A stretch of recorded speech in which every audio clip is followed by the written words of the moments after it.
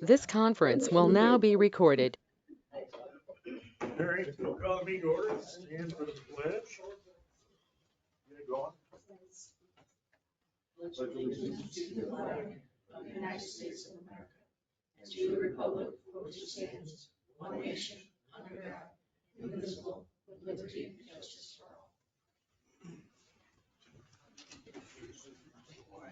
Oh Lord, as we gather this day to do the important business of the people of the village of Owego, grant us wisdom, compassion, and understanding. Amen. All right. As usual, public comment. Yep. So first off, I doubt any of you saw the news, but the strawberry was on the news today, WBNG 5 and 6, about the fundraiser for the strawberry. So as you all know, the strawberry has rotted very badly on my riverbank, so private property. It's rotted very badly. It's not safe anymore. We can't even pick it up. It'll collapse. So there has been a huge community event. You know, Justin Holzlander is going to build a base, concrete base. Richards Monument's going to sandblast Owego, New York into it. John and Steph Whitmore from Humpelly House donated their tree Yeah, that's from. giant. Holy crap, thank you very much to the village for moving that thing on Friday with a police escort. And JR's Chainsaw Creations carver is from Elmira is doing the actual work. So lots of pieces of the pie. HOM is supporting by presenting an event on Strawberry Festival. He's going to have a tent. We're going to try to cut pieces of the original strawberry off, anything that's healthy, and make tchotchkes and ornaments and things. We've got an artist working on that as well. There's a GoFundMe page that has been developed, and right now we're at, I mean, what you see on the GoFundMe page is a little less than what I've been given. So we're at somewhere in the $2,700. So it's coming along. So thank you for support. I just wanted to keep you all apprised because that's part of the village. Cool. Number two, and actually more importantly, I am here about the hazard mitigation grant that the village of Owego is part of and my house elevation is part of. And first of all, I just want to say thank you for letting me be a part of this. The costs have come in a whole lot different than what we expected from the estimates 2 years ago. But we're working on how to manage some of that. Mike Haas at Delta Engineering has been just extraordinary at both trying to figure things out, talk me off the ledge, those kinds of things. Anyway, phase one, planning, which is all the engineering studies, landscape architecture, all that stuff is done. Bids went out, we only had one bid. It's a big, difficult project because my house is so old and a bit of a mess. So we opened the bids on Friday, and I'm here to formally apprise you that I am formally accepting the bid from Friday. And I would request that as quickly as we can possibly do this, that we get that documentation into dishes and FEMA, so we can, with Ron Ketchum, the contractor, and I are both really anxious to get started, because it's gonna take about 135 days, and that pushes us out to the end of October, kind of, which is free, so we wanna get this done as fast as we can. One of the other frustrations for me that was completely unexpected in the last 2 years, it's been unexpected, is that FEMA came back with a requirement for tens of thousands of dollars of bid bond, performance bond, payment bond for the full cost of the project. So that has added tens of thousands of dollars to my budget. People have asked FEMA to waive things, but they're not waiving anything. But anyway, that's one of my frustrations. But if there's anything that the village can do to help contact Dishes, John Wilkinson, and ask if there's any way to change my budget. I don't see it as feasible in the timeframe we need, but if anybody's got any ideas, I'm certainly open. I also, though, on a positive note, I really want to take the opportunity publicly to send kudos to Kim Norton. She has been absolutely incredible. She is managing me and the paperwork from Mike Haas and the paperwork from Department of Homeland Security and John Wilkinson. And as you know, because the village is the sub-applicant, I'm not allowed to talk to anybody. I'm not allowed to talk to dishes, not allowed to talk to FEMA. I'm not even supposed to be copied on some of those emails. So she has been terrific in relaying information for me and organizing everything. So publicly, I just want to say thank you. Does anybody have any questions for me so far? Yeah. Being that the strawberry is gonna be dismantled and the new base and everything's gonna be applied to it, does it have to be up to code with the floodplain zone? I mean, does it have to be built above? No, but you should probably fill out a floodplain. Should what? Is there a size requirement? It's an object in the floodplain. So it would be nothing more than a formality because you're taking a thing out and you're putting a thing in that's the same size that you took out. But in terms of documentation, you should probably just fill out the permit application. Just to be on the safe side. Yeah, that's a I don't good wanna see call. anything. I love That's a good, strawberry thing. I always look at it. that's a good call. Squirrels. I'll work with you on that. Yeah. Any other? Mr. Mayor? Am I? Good. Is there any problem with FEMA when the cost of this project is significantly more than they had approved or accepted? Is there a problem with them continuing to approve the project? I know that their amount that they're going to give toward it isn't going to change, but is there any problem with that? My understanding is no. I would love to ask them for more money, but But no. I just wondered if they would, it's got They would 30 keep- days to apply and then 30 days to wait to hear from what I can see in the documentation I've been sent. the reason I ask it is because when a house is going up and it's going to be a certain amount of money, there's eventually a place where they say, oh, it's not about how much they're going to put in. We're not going to approve doing that house because it's not worth that amount of money or whatever. Right? So I just want to make sure that that's good. So my understanding is they feel that it's worth the benefit cost analysis number. Yep. They're willing to pay the 90% of that number. Anything above and beyond that is me. Unfortunately, that's, $32,000 worth of bond costs. Comes out of my retirement account. Anyway, That's that question. so if there's a way that we could move to approve, if that has to happen, okay. So we had a meeting Friday, the bid price came in at, $32,160. we had $382,160,000. Pass that contingent on phase 2 being approved, do we have to do that? Yeah. Yeah, we have to identify approval of phase 1 in order, I can't even sign contracts yet. Right.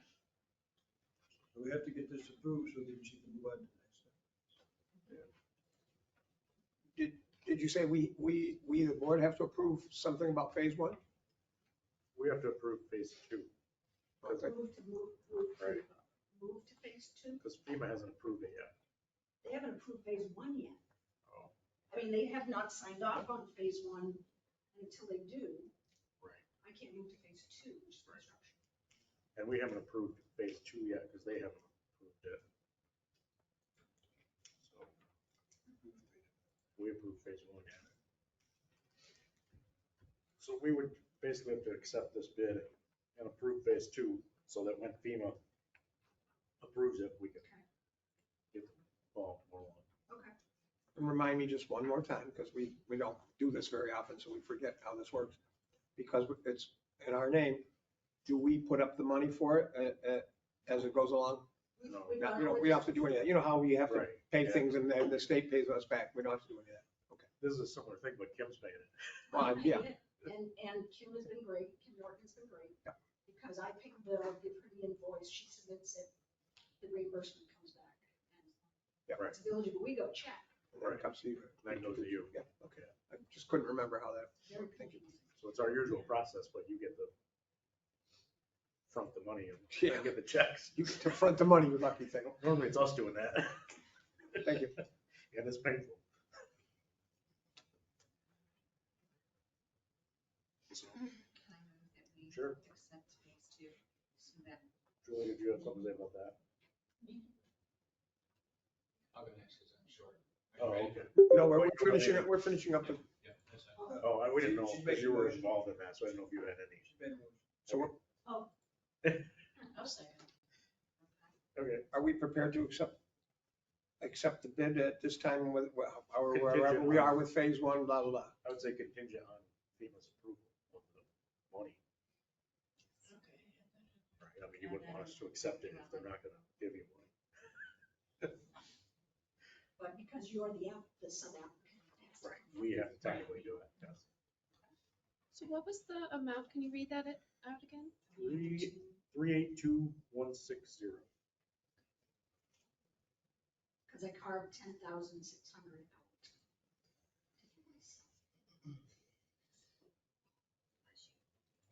And so it's like for approving phase two, which is like just sort of contingent that Dishes approves the phase one approval for the money And phase two. and phase two. Right. Phase two was the actual doing of it. Phase one was just the study and the out to this step of the bid. $30,000 worth of work. Right. It's phase one. Engineering work, basically. Any other questions? We got a motion in a second. Vote on that. Fran, Yes. Terry, Yes. Charles, Yes. Rusty, Yes? Laura, Yes. Dave. Yes. And yes. Thank you very much. Sure. Thank Good you luck. very much.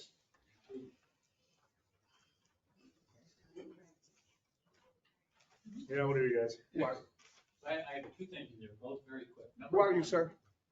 What? Who are you, sir? Jim Overhiser, Chairman of OHBC. Thank you. Sorry. Two things. Number one, letter came to Mike and to me. Mike gave it to Laura, who was the liaison for OHBC at the time, and it came to me. So the CLG Yes. audit report, I sent you a copy. Yep. So that report ended up being about 25 pages, right? In probably at my time, 10 hours. The cost, the village, $0. The results of that, you know as well as I do, that if we get CLG approval from that audit, then we maintain that status and all the money can be attached to that. So that is in Terry's hands, in Mike's hands, and in Meg's hands. So as soon as you get a chance to read through and look at the documentation, just say, okay, and I will send it off to the powers that be in New York State. Okay. But I would have to come to you first. All right. So number two is based on our special meeting from March 25th, the famous meeting March 25th. This is a request that I did. I thought maybe I'll make it public, this request, that your decision, I requested a written explanation as to why you made your decision of your vote.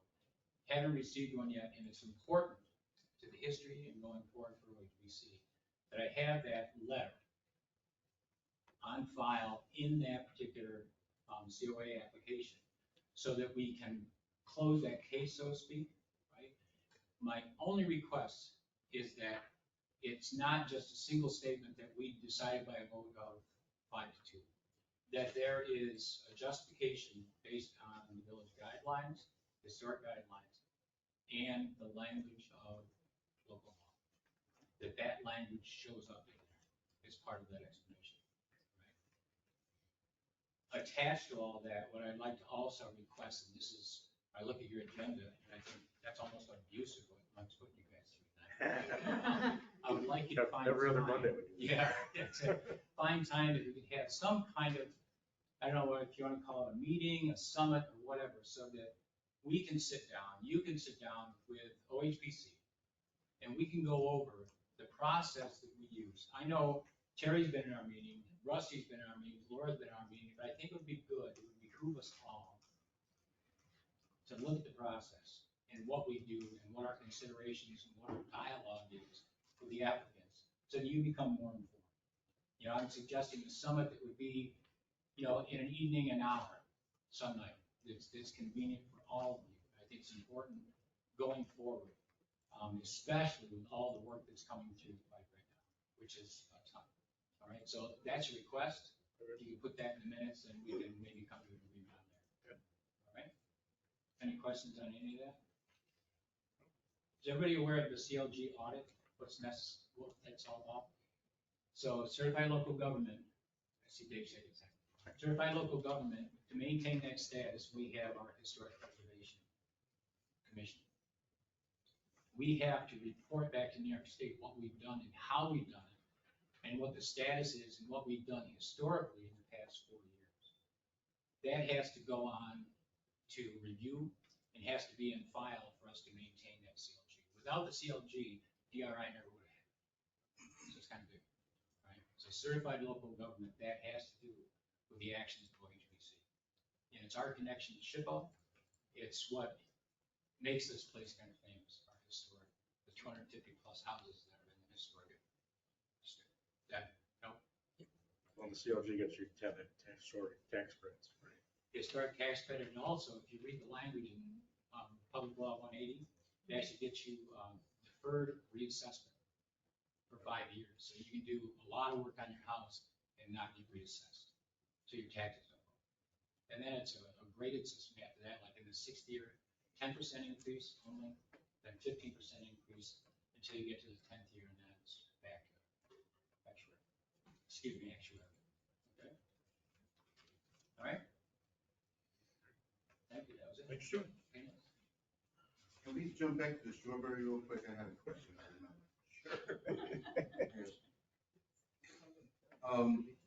You mentioned that the original one was rotted out.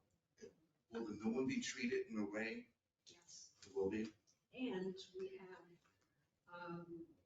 an artist from the Black Hat Gallery who is going to try to fashion a metal cap of sorts that would look like leaves, that will go over the top of the carved leaves. The gentleman who's carving it is going to create a design that makes water flow off differently than the original did. So it's going to be like strawberry dessert. You said it wasn't gonna be forever. He's got those. Yes. Before he gets paid, actually, he paints and seals it. Part of his. Julie, are you quick, or is Michelle around up there quick? Let them know. Okay. I don't know what you want me to do. Just tell you why we put the application in. Basically, it's information only. So I'm Michelle, I own Protection Connection at 28 Lake Street. We are applying for our wine, beer, and cider license. No liquors. We're gonna start doing, as everyone knows, we went gluten-free strictly over a month ago. We just started doing breakfast a few weeks ago. At the end of June, we're gonna start doing dinner on Friday nights only. But we wanna be able to offer, you know, if they're coming in, or even during our cooking experiences, being able to sell local, because we're gonna do ordering through Leonardo's, and we're gonna do ordering through Lucky Hair. So we're gonna carry both of their products, so that when people are done at our business, we could be like, if you really like that, you can go, you know, get a growler here, or to try to support some of the other local businesses. If you want a wine bubble slushy, that might be a Yes. possibility. Those will be taken on. A wine bubble slushie, we can do that. Well, liquor, so I won't be there. I know, I'm sorry. That's a lot more expensive than my little cafe Yeah, the bakery straws can are way handle. too big for that. I don't think I can afford the liquor license for hard liquor, so Is this the permanent license? it'll be a permanent beer, wine, and cider. It said something here about, They have a sidewalk? Well, because we have sidewalk seating, so we can section off and people can sit outside as long as it's sectioned off. So you can have outside, so that's why we wanted to apply for that one, because we plan on finishing the alley and making it more seating with like bistro lights and a pergola kind of thing. So having more outside seating, so then we can serve out there because it would be a closed-in section. So we don't have to do anything besides. No, this is just an informative, that we have to give you 30-day notice before we actually submit our application, because they want to know that you guys are okay with it before we apply for it. So if somebody's not okay with it, we gotta write a letter. All right, Mike, there's gonna be no liquor. Mike, do we write a letter either way when that happens, or just if we're If we support, we just. Did you change your name? Yeah, he's on there. Yeah, Jim Morris? it's Jim tonight. Oh, I'm Jim. Wow, look at that. Fire chief. Never been a fire chief.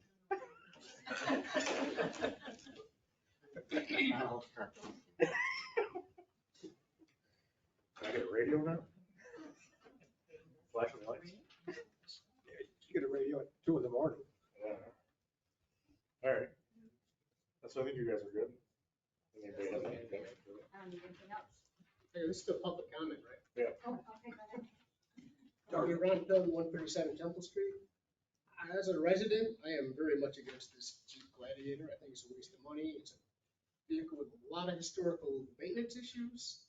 I just think it'd be money better spent, maybe electric vehicles, we can get grants or a charging station, something that we could be kind of cutting edge than we were when we got the facility built.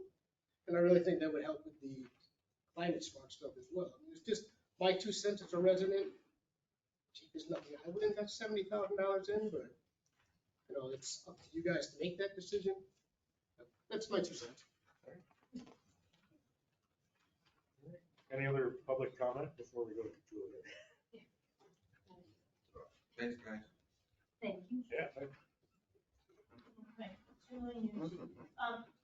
the strawberry's gonna get carved on the Strawberry Festival day.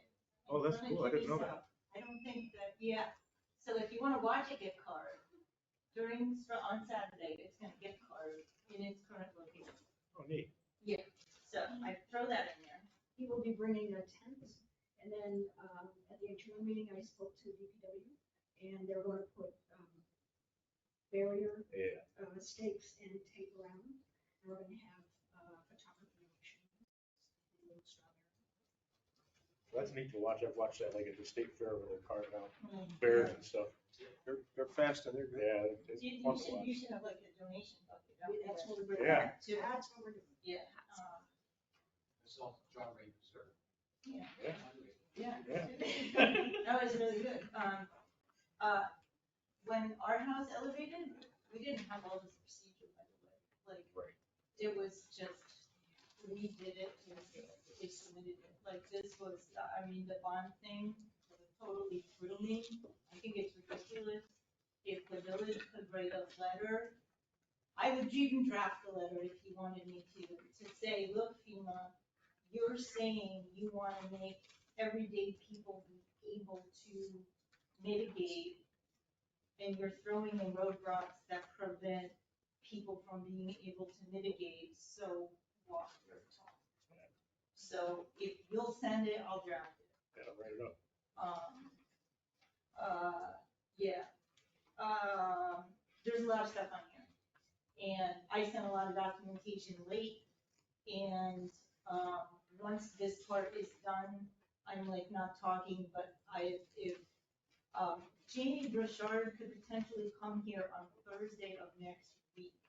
So because the emails went with Nate, if you guys want to vote on Climate Smart, or if you want to delegate, if people are interested to just have a few people deal with it, I think I could probably get Jamie Brochard here on Thursday of next week, which means we could just talk about all of the contracts, not Right. now. Right. And if they're given authority, so I just want to toss that out there as an option that hopefully she'll still come. As of the end of last week, she could come in the middle of the day on Thursday, like 11 to 2 something. That was her window. We need to get this contract closed because it's been, I mean, we've been operating on this since last March. And Barton and Lejudas isn't gonna do work because they can't bill it, and you guys wanna be able to get paid back for the work that I've done. So we just need to get this thing signed. If in the discussion tonight you have questions, I can answer them.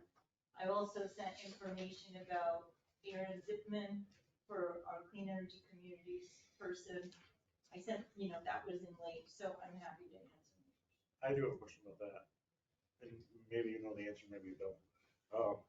So that position is funded through NYSERDA. NYSERDA.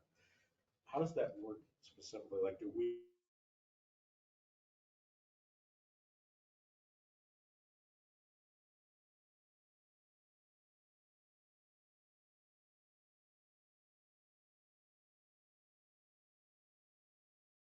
Cindy was asking me about, like, do we need to give her a new hire packet and W-2s and?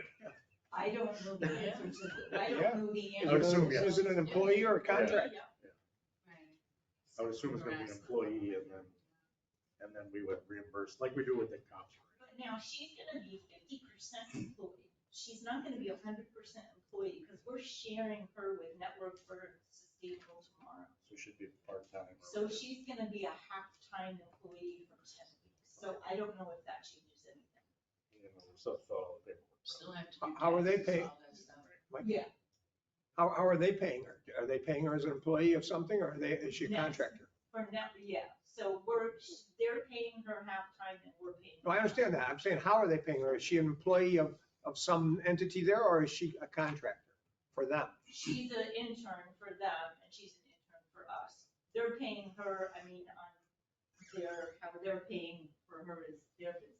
I mean, she's half-time employed by them and half-time employed by us. I'm not sure I understand your question. We're trying to decide if she's going to be an employee of ours, so we have to have social security and we have to have this and that, or is she going to be a contractor where we just pay her the money? Oh, that, Like That's the thing we're 1099, talking about. Yeah. so what question do I ask NYSERDA? Probably that one, right? Can she be a contractor? Or which way should it be? I don't know. That's a good question. I would assume, Do we put her fully on the books or do we like send her 1099 at the end? I would assume you're gonna 1099 her, but let me. Well, then she won't be an Because I would employee. assume the other way. I would think that she would be on the books. I don't know. It would cost you more per hour if you put it on the books. It will, yeah. Let me send an email to NYSERDA and ask them, that's a good question. I didn't, Yeah, Cindy just asked me today. Oh. yeah, I don't even. So the question is, do we have, does it have to be one way? Does it have to be the other way? Do we have an option to make it either of the ways? Either way. So we So want could those- she be an employee or a contractor? Yeah. And do we have that choice, or is that dictated to us? I will ask, I'll get that with NYSERDA tomorrow. Other than that, we can knock that stuff off now if you want. Oh, we still on public comment? Oh, yeah. Yes, we are. Close that yet. Do we have any other public comment before we go on that?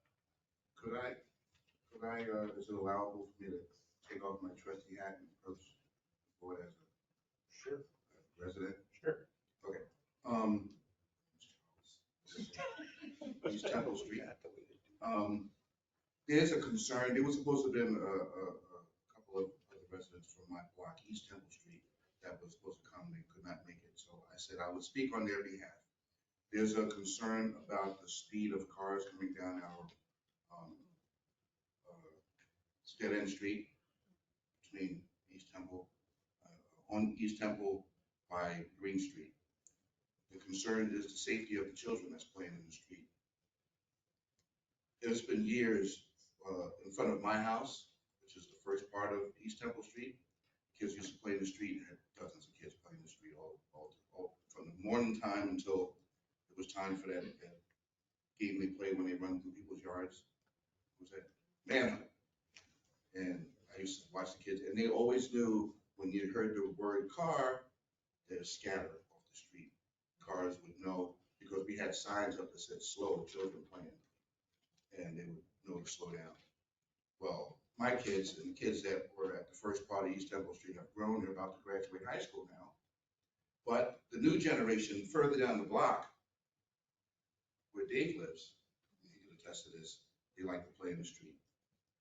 And I hear them all, not the kids, but the cars that come down East Temple, they race down there like it's a drag strip just to get to that stop sign in the corner in excess of 30 miles, 35, 40 miles an hour. I mean, so fast that I can't capture it on camera. And they wanted to know if we can do something about it. So I was going to address the board and ask Fred if he can put up signs further down the block. I think those signs are designed to make people aware that there might be children in the street playing, and it slows down to like 15 and below.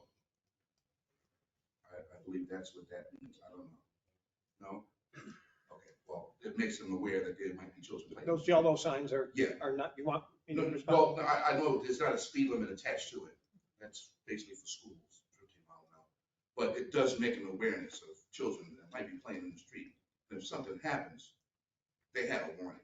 So I was gonna see if Fred could put up signs in both directions on the street just to alert that on the opposite side of Green Street. Because like I said, I already have a sign on my side. And, I told them that I would mention this on their behalf. So Fred's not here, and if it's all right with the mayor and the board, I would like to approach Fred and have him put 2 signs up on there so for the safety of our children. I agree with you 100%, Charles. Thank you. A lot of children today that they're behind cars, they just dart out behind cars. And my wife's had several incidents where the children just wait for the car to get right there and then just jump out between them. On that note, I did talk to the chief, and he's supposed to talk to the parents of the children. Yeah, the parents are always on the front porch, but seem to be There's always about 50 busy with their complaints thumbs. Particular. There's a group of kids on Page Street there. Yeah. come around from Fox. So I'm talking like 2, 3 years old to Yeah. 5, 6 years old. No adult supervision, out playing in the road every day. Yeah. They come down our street too. Preschoolers? Yeah, they're little kids. Rusty? So the yellow signs that say slow children at play, that's the kind of sign that you're Yes. asking to put up. Yeah, I mean, there's no. Not a number sign, but that But it's caution sign. It's not just the children as well. There's an adult disabled person that lives on that block Yes. as well. And he's always riding his tricycle in the Yeah. road. It's Okay, yeah. Warfels. Don't say it, Yeah. Russ, don't say it.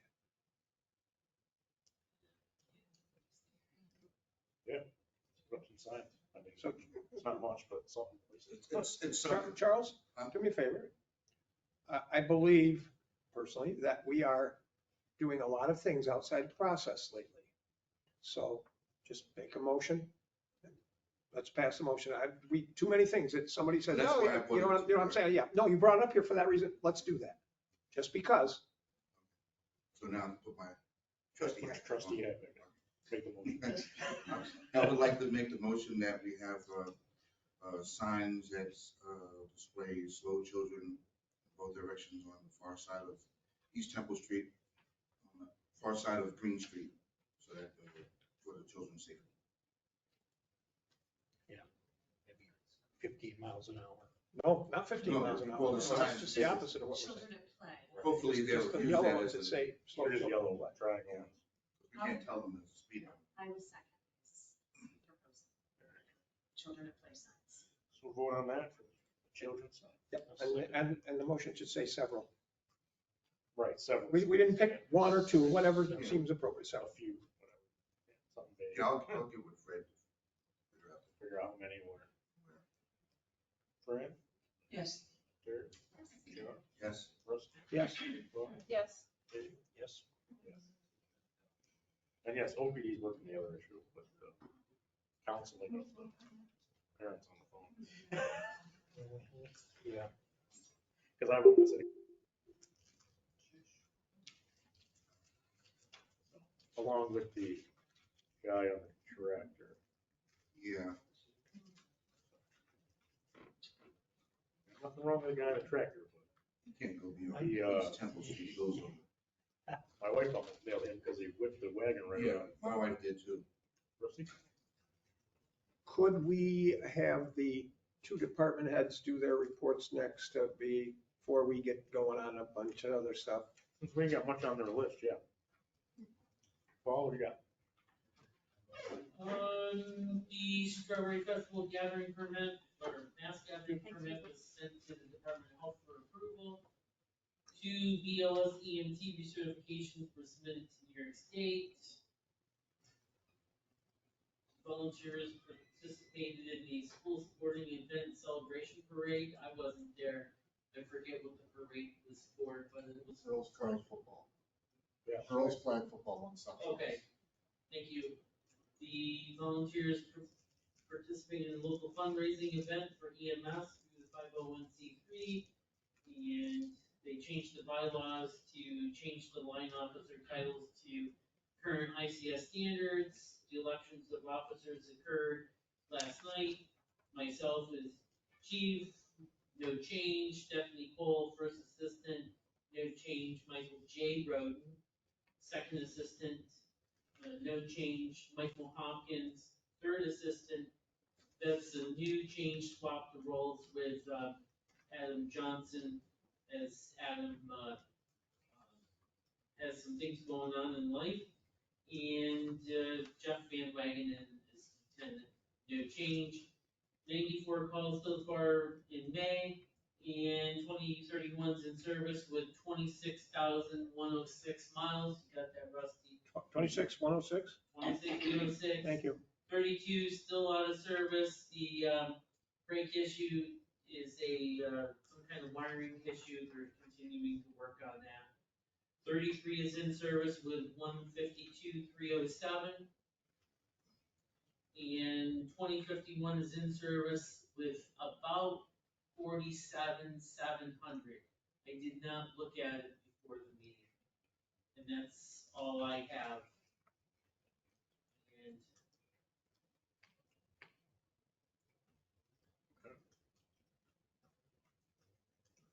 I think the only motion we have for you is to accept the chief position. As we figured out last time, it's the only one we have to accept as a board. I propose that we accept Paul Cole as chief for this coming year for the EMS. Second it. Any discussion on that? And of course, the term chief means the department head. Yes, yeah. Well, we have been calling him captain, but change it to chief, so it's the same as the fire department, same as the police department. Well, No, I'm just No, clarifying. I'm just- He's, I'm that's what he officially is. He's the head of that department. Yeah, I'm just clarifying that. Whatever And that's what we get to other name is, approve. where we approve the department head. Vote on that. Fran, Yes. Terry, Yes. Charles, Yes. Rusty, Yes. Laura, Yes. Dave, and yes. Anybody have anything else for EMS? It's EMS week, so tell everybody thank you. okay, will do.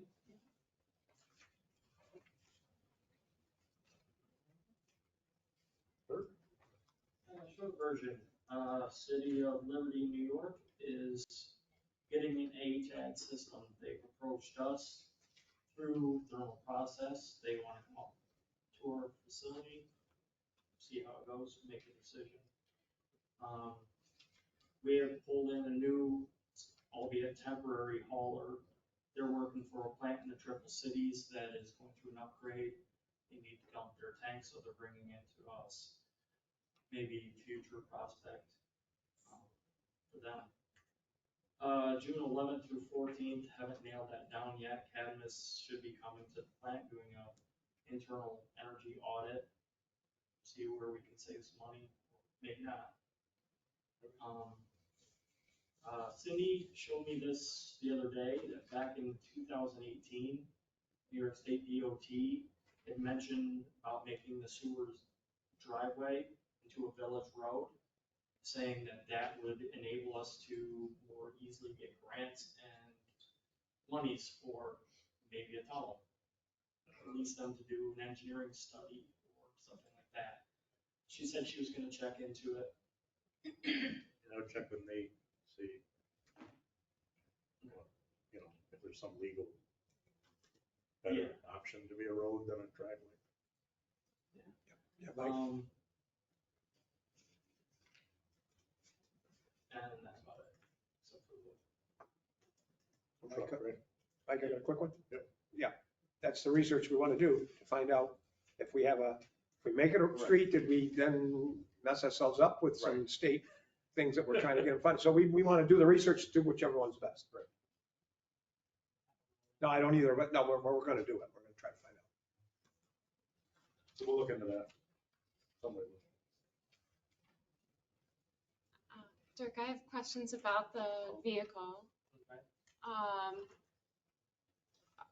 What's the purpose of, like, why did you guys pick the Jeep to want that? And like, can we possibly explore getting an electric vehicle to do the same stuff, because we could possibly get it for As I free? talked to Dave and having an employee that does have a F-150 Lightning, they don't have as much power as a Super Duty or a Gladiator.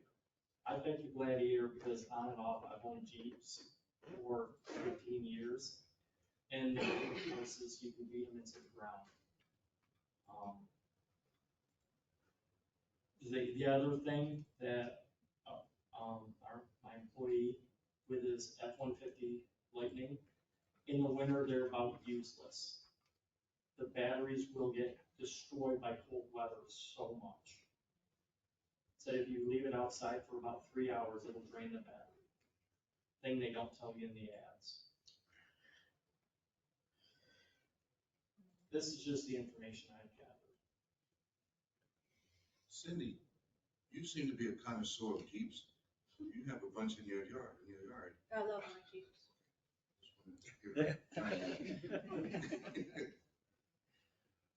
Price, as Ron mentioned, price-wise, they're not really any more pricey than you go out to Williams or Royal and go for a Ford or a Dodge.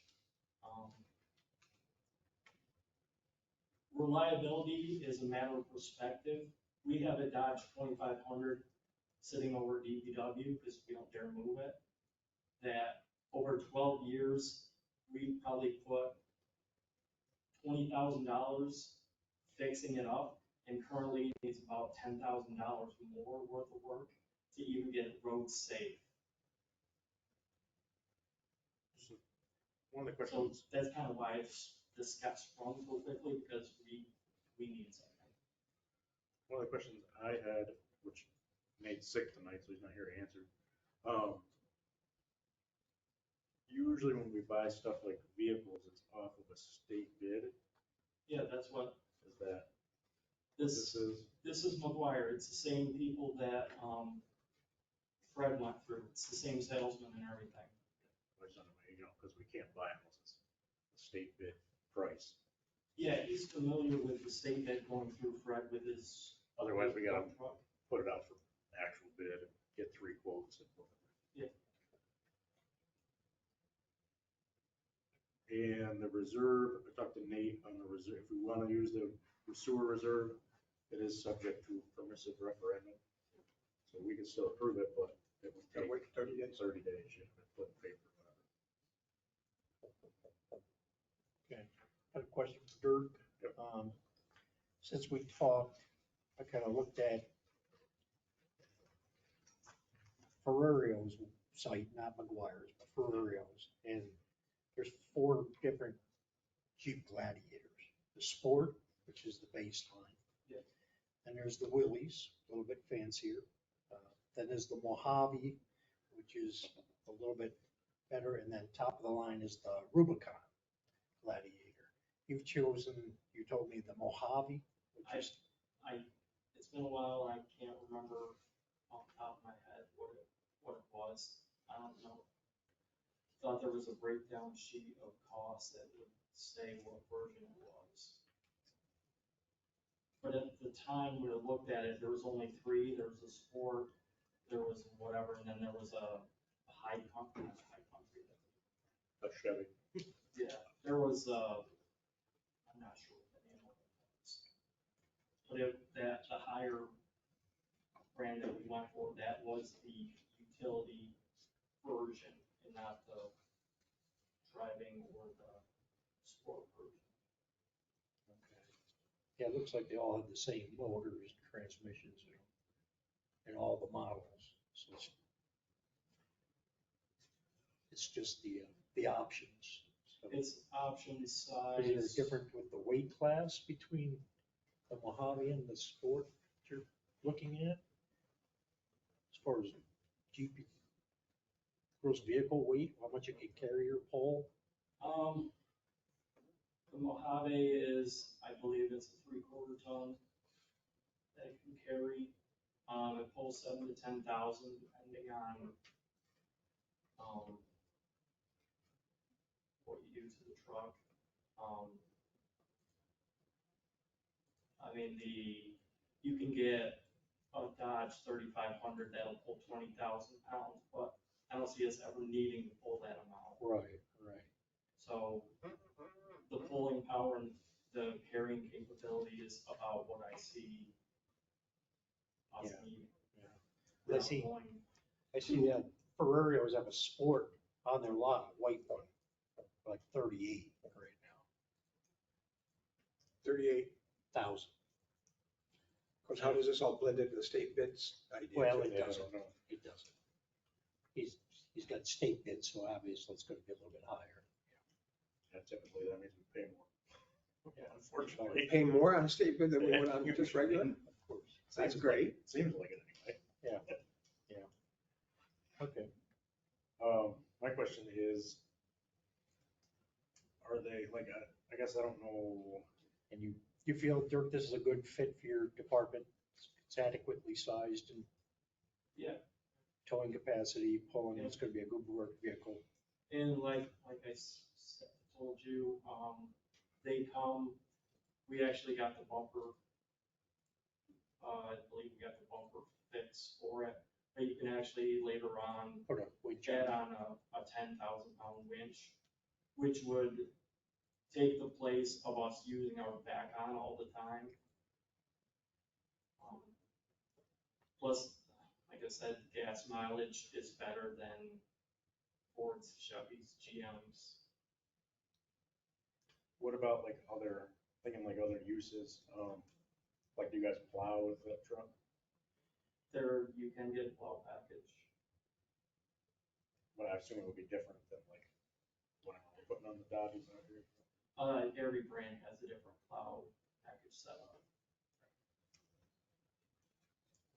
And do we know like where it compares, like with a Dodge, you get like a 1,500, 2,500, 3,500?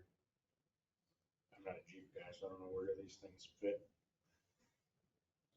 Talking about rebate, Mike, or what are we talking about? Like the size of the truck, Oh, right? You can get like a like a Ram 1,500, like a normal pickup truck. 2,500 is like what we buy, like Fred has a 2,500. yeah, bigger truck. 3,500 is like our plow trucks.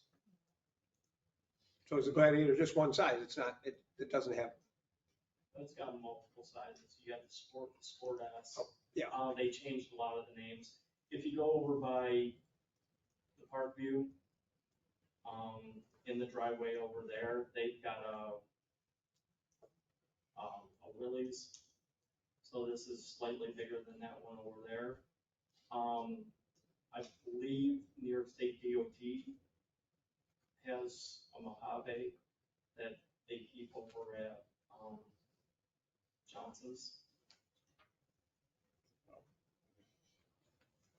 I just don't know enough about them. Laura, does this answer your concerns about the questions you have raised? And I think Ron also had concerns about that, so just taking that into consideration. Well, at the end of the day, people are gonna ask us why we did what we did, so. It'd be really nice to take an opportunity at getting a truck, trying to get a truck for free, you know, a Go back brand to new electric. electric truck. You know, it'd be really good on our budget, be good, you know, for, on the Do you have any examples of those prices trucks that of- could be possibly available that would have fit the criteria that he needs for this? I don't know, I'm not familiar with There's with not them. much available in EV trucks. 150 Lightning is about the only thing. But that's just a regular truck, where I'm going, like, that's not like a 2500 or like Super Duty, that's just a normal, like, pickup truck you drive commute. Yeah, even the, Lowe's to pick up lumber, it's not like. even the Ford we have is an F-250 Super Duty. Right, so I mean, then it's not, Lightning wouldn't even compare to that. It's just, it's big. Very big. Like, Rusty. Dave has just shown me one of these magic devices, which is Oh. confusing the heck out of me. And it mentions that, For the that the telephone? place he's talking about, it mentions a Sport for about 37.8, a Mojave for 52.9, and a Rubicon for 52.9.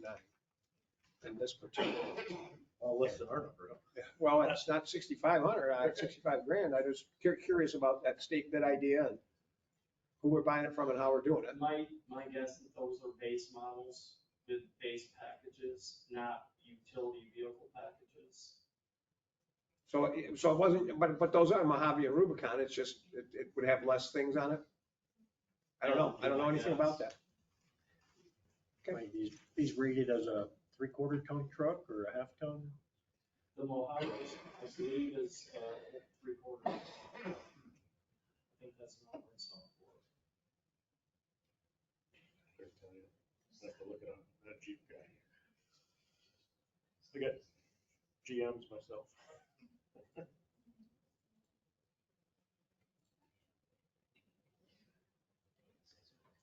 I know even with, nobody likes Fords, but they do have aluminum bodies now, so That's true.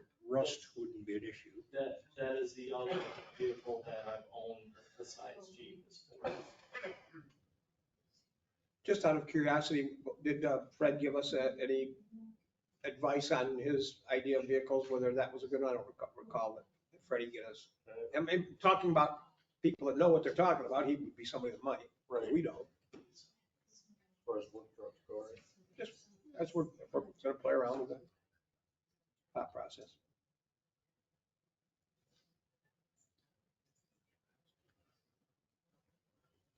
Continue to be doing that.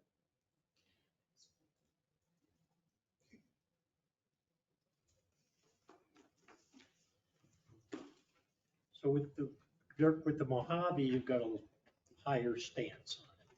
It's a little bit higher than the Yes. regular It's got a Ford. Is that, height and clearance. all right, I don't know if you read the specs or anything. Does that have more weight capacity and towing than a regular stance from the factory? Or is it just for aesthetics to look better? Well, the stance is basically just a clearance factor. You've got more room above between you A and. little higher ground clearance.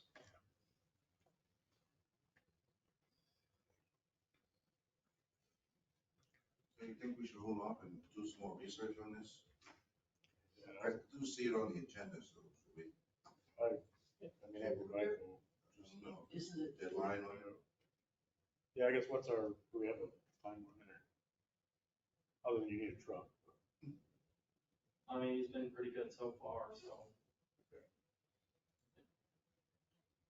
mean, is the current truck usable or? Is that what you're saying, has that $10,000 repairs? The Dodge just sits over there. There's no running board on the one side, past the driver's side. There's no place on the frame to reattach it. You'd have to do some major work.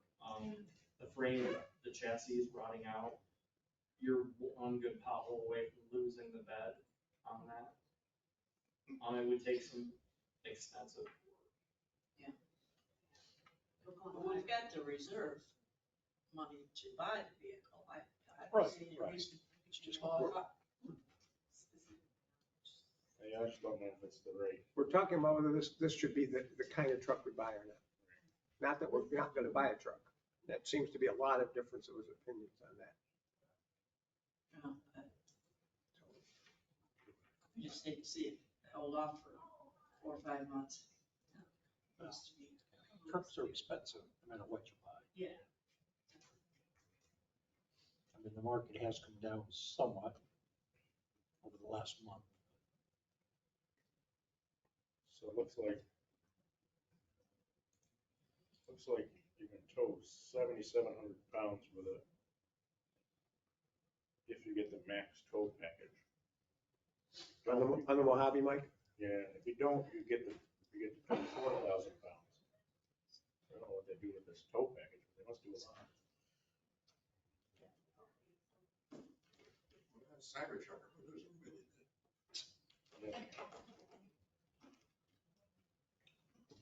Yeah, I don't know, I'm gonna research it for you. Dirk, quick question. Right.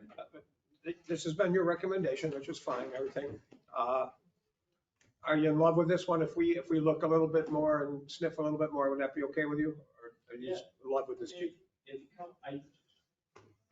From experience with the employee we have, I don't think an electric truck. No, I wasn't talking about necessarily electric, just No, look around. I don't think an electric truck is gonna. Yeah, yeah. But if you look and see something that is gonna be a perfect shoehorn, not a Dodge, because just 12 years of bad experience Gotcha. with that, it's just Jeeps I've had tremendous luck with. Fords I've had pretty good luck with too, not trucks, but I was trying to steer something that I've had very good experience with. Mike, you think we should hold off a little bit? Yeah, probably. When you did the, I'm not familiar with the state bidding, how that works. Is it, you just put, this is what we want, and you get the best deal back? Yeah, Or you get I was- three different bids on it, or? I wasn't there that day, but my crew chief walked through with the salesman, same one that handled Fred's transaction. And he walked him through step by step and explaining, like, here's the tow package. Here's the 2 different tow packages. Do you want this one? Or you got the 4 and the 7. Okay. And he walked them through there, and there was a lot of stuff that we were just like, he did steering wheel, he did seats. We're like, no, we don't Yeah. need that, but be nice. Was the salesman from one of the car companies or? It's the McGuire. Oh, yeah, that's right. I'm sorry, that McGuire guy. Great Lakes, I- Cody Rhodes. Okay. I believe his name is. Because Dave's done a little bit of work from somebody else. Yeah, so we can get with Yeah. Fred. Wouldn't hurt to spend 5 minutes and see if somebody else is more competitive, and if we don't do a state bid, if it's even more competitive. That doesn't hurt either. We don't have to use state. Yeah, I know when you, Yeah, no, just because we don't know. you have an agenda and you want to, this, sticker shock, it's like going to the grocery store today, it's always more expensive than you thought. I mean, I've gone down to Williams in Athens and looked in the rearview mirror and I see a base Toyota Tundra, 70K on the windshield. Yeah, trucks are expensive for sure, no matter. So, I mean, I'm looking at this and it's like, it's a base model and it's got all kinds of stuff. It's got the extra stuff for 63 grand. I was not unhappy with it. I appreciate your input on that. Answering all the questions. Trucks are expensive. All right, so we'll research that some more with you. Anybody else got any for Sue? For Turk? Yeah. Let's do the 2% thing. That's old business and really quick. So we had the public hearing and we forgot to do anything with it last meeting. Mr. Mayor, I move that we approve local law number 2 entitled overriding the New York State 2% tax cap. Okay, any discussion on it? Fran? Yes. Terry? Yes. Charles? Yes. Rusty? Yes. Laura? Yes. Yes, too. And yes. Cross off old business.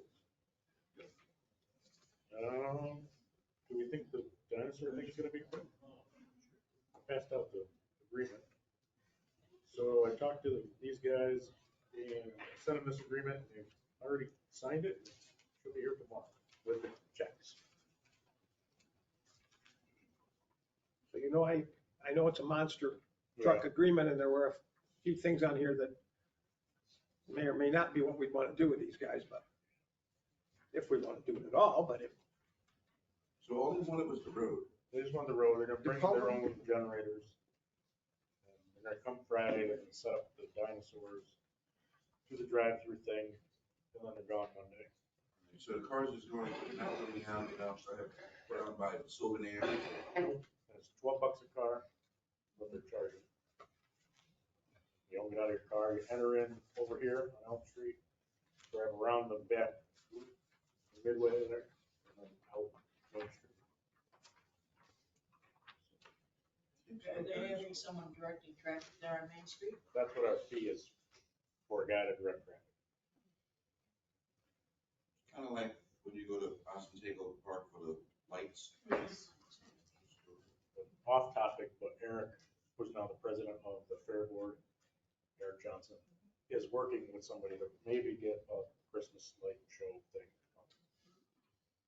Do you think maybe somebody would like to come and ask us before they do it? Yeah, so he told me about it already, so. So it's probably, they probably already have a contract with them. So he knows. I seen the advertisement before I even known about it. So Mike, we're not gonna try to tweak this at all and say like the stuff that says they can use our electric and water, we're not gonna take that out, or what are we? I wouldn't, just because, and they're not, I mean, we're not gonna give them electric. We're not gonna give it to them. It says here that we do. Somebody's getting out of their car, they have to use it after. Well, right, so yeah, there's no adding really. And they do, as far as, like the flow of cars, they sell time tickets. When you buy your ticket, you have to buy a time, so that's how they limit there's not a million cars on them. This is from currently available outlets. Right, so there are none. Well, they're not selling. Well, we had, Power's we not used to on. have some. I mean, there is. Yeah. Well, we just, when we had the other guys come in, whoever it is, monster truck, whatever, we told they couldn't use our electric. I'm just, I don't know. No, these guys seem pretty stand-up. Yeah, they're a lot different than the monster truck guys, just dealing with them. So, since this is fair stuff, let's get to the elephants. Let's get to the elephants in the room. How in the world is this stuff continuing to happen? How in the world is there ads in the Penny Saver? How in the world is there ads on WEBO? How in the world is something moved along when we haven't even heard of it and we haven't voted on it? I can tell you how. Maybe you ought to tell us how. You don't have to. Just connect the dots. Well, that's not okay with me. Eric is the president of the Fair Board, and Audra works at WBO. So, but anyways, Now your head guy. someone has decided that there's going to be an affair in the fairgrounds without the village, who is the owner of the fairgrounds and the authority and responsibility, giving that approval. And I will say the guy from the company is not the one who did that. He was very concerned that we needed to That we did. be on board. Well, somehow the Fair Board needs to be told that they don't own that property. That we own the property. Yes. Aren't they accepting fees for all this stuff? There's a talk about on this one that there may be a contract with the Fair Board for $600 to allow them to do something, which is another thing that we need to know. Is Elm Street extended? And then when you turn between the cattle barn and the 4-H thing, and there's that road street down into the fairgrounds, is that a public right of way? Is that a public street? Is that private property? We need to know that. And is that, That's what they rented them for They're renting them the access to drive through that road to get to this. And whatever's being paid for the directed traffic, is that coming out of the $600? Yes, our police officers coming out of this $600. We're not making any money on this. That's just to have a police officer there.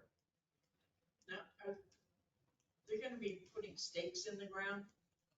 Probably. I mean, Yeah, so this is who's full. gonna clean up afterwards? So there is a $2,000 security deposit. And this says that they have to return it back to the condition they found it. And if not, then we keep it. Which is important. We talked about that thing for any affairs there. Is there any underground electric over there that might get hit by these stakes?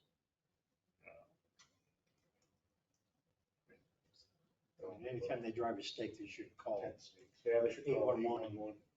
Big Safe New York and get everything located. I can't imagine they're very big stakes, but yeah. These are blow up dinosaurs, right? Right. I mean, Yeah, you said that, so they're not, like I've been to these things and some of them have giant dinosaurs. They're scaled for smaller venues. So their dinosaurs are this, like you said, the size of a horse. Oh, The Real average small, real small. dinosaur. So we're not driving through. It's not a big tunnel. Right. Tunnels that you're driving through.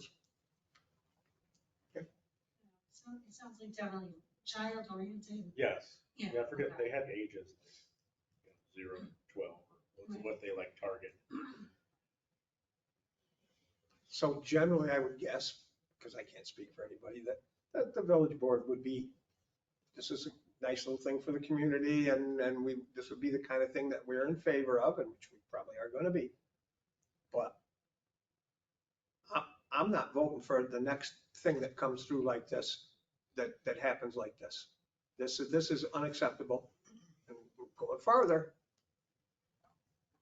big event at the fairgrounds 2 weeks ago. Yeah, we had- Big event at the fairgrounds, big Was it? party, giant party, band, all kinds of things. A wake for a gentleman, which we, not that's not something we might not be Yeah, it was probably. but if it's on board approved, it with. didn't come And to no us. one came to the village board and asked if they could use the fairgrounds and use the infield and set up the stage from the fair board and have a giant party there with probably booze. And no one, in fact, they were even told they needed to come here and ask, and then they didn't. And then it got Right. close and they did it. Fred and I told them they needed to come here. Mayor and Superintendent of Public Works said they had to come here. That day, the day of the thing that maybe it was going to Yeah, happen, right, 1 or 2 Fred, days notice. I didn't know. Fred locked the gate to the infield. We told them they should not, like, they don't have permission. The police, the mayor, Fred, nobody gave him permission. Fred locked the gate to the infield. And then the gate to the infield got unlocked. And a musical stage got pulled out of the shed and put over there. How did this happen?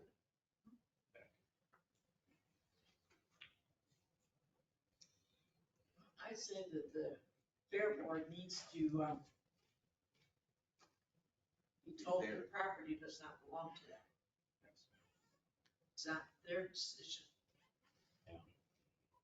Yeah, I think this needs to be addressed with the fair board that anything going forward isn't gonna happen without prior approval from Yeah, the they board. should have. Which doesn't mean that we're not in favor of some of these things. It means that there's a process and this has to stop. That don't be doing this. Follow the correct thing. We're very cooperative, but follow the deal. Mayor, could you write a letter to the fair board? We can, or I can telling request to them have the a meeting. with them. procedures? We're gonna request to have a meeting with them to go over the expectations or whatever. Once again, so that it can be a cooperative ventures in Right. the Yeah, spirit no, of that's right. things and follow the rules. I mean, they're trying to do what they can do. Yeah, just getting that. They're volunteers too, so. Yeah. I don't want to crucify them, but No, they no, need to just, follow the process. Especially since like we know they're thinking about something for the Christmas lights and whatever. So and this look at is, us now. even this is a whole different thing than the party. Right. Yeah, the party was.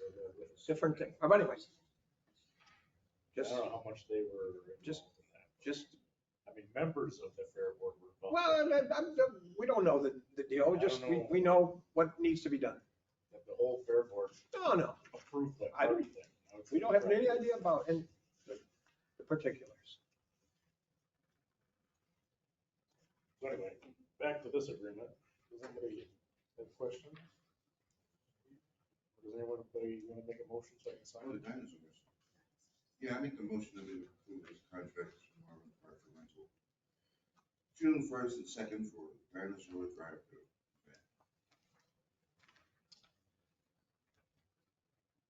Can you help me find where the name of it is Someone on needs to here? second the motion first. It's not. Not, that's. It gets filled in at the end when they sign it.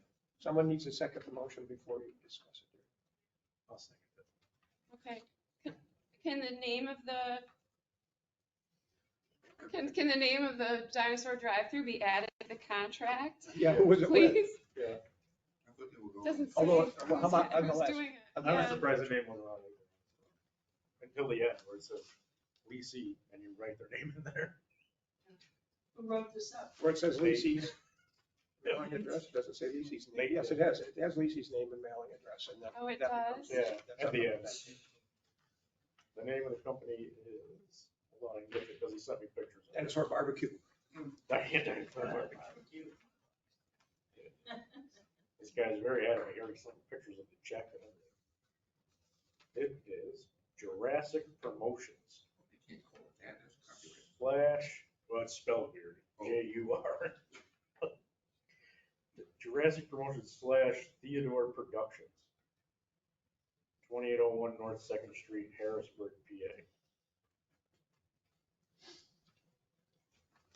I would also like to add to this contract that they contact Big State New York and have line locations done prior. It's free, they Right. need 3 days notice. Okay. So at least get the area marked out, make sure there's no underground communication lines. Yep. Gas lines, electric lines. We can coordinate that. Yep. Because yeah, they will be sticking down the dinosaurs somehow. Nothing else? Well, I would just say that this thing says that nobody's allowed to park. And areas that are not designated parking. There's no parking. Right, Can't No. park in the infield. by the Department of Public Works or something like that. And we don't offer bathrooms. Doesn't say that, but we don't. Well, and it, yeah, They and just- also they doesn't just offer driving them. through. Right, nobody be getting out of The the car. public can still use the other side of the park, right? Yes, that's in here, Okay. as areas licensed. So it says minus pool and playground area of the park. Should that also include minus the infield? Good. Okay, I mean, They didn't add. just saying, are they, you never know what people are gonna do. Is it, what if they wanna put it around the track? Bunch of. Did anybody do any research to prior events that they have held? Yeah.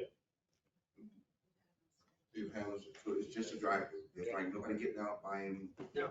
trinkets and No chains time. and stuff. Yeah, no, they sent me their website. Well, it's not wouldn't be a bad idea to put not the track and infield. Because this says Yeah, which they didn't indirectly that it is a track in the infield. ask- And they didn't even ask for that, all they asked for was the roads. I get it, but, and then what this says,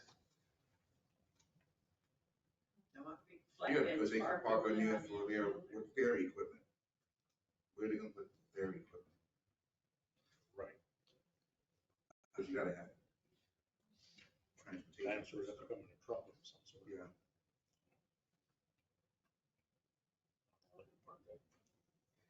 Wherever but we don't the want to park in, superintendent of we don't public want, works we don't goes. want 16 campers and a bunch of cars parking in the infield. So I wouldn't mind if you added that it's the infield and the track are not part of the rental. We can add that. Is that, Because is they that didn't even ask for satisfactory this. to? Is that satisfactory to them? Yeah, that way they don't think it's included. It's in section number 2, we can just add it there. Right. So we're adding the infield and track, or how do you want to phrase it? Right. Yeah, It's not track included. and infield. than the minus area. That's fine, because they didn't even ask about that area to start with, so they're not here. They just wanted the road. Yep. So we're adding the dig safe, New York call. adding the track in the infield as areas they're not allowed to. Right. And we're adding their name and location. Well, that's on the, It's on the that's on the back. back page. We're not adding that, it's right there.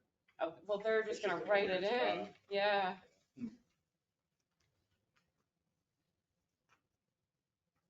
It probably should be typed in the beginning, but it's not. What if we can't even read the writing? Yeah. Maybe somebody should interpret that. It's a cookbook. Fine, and add the licensee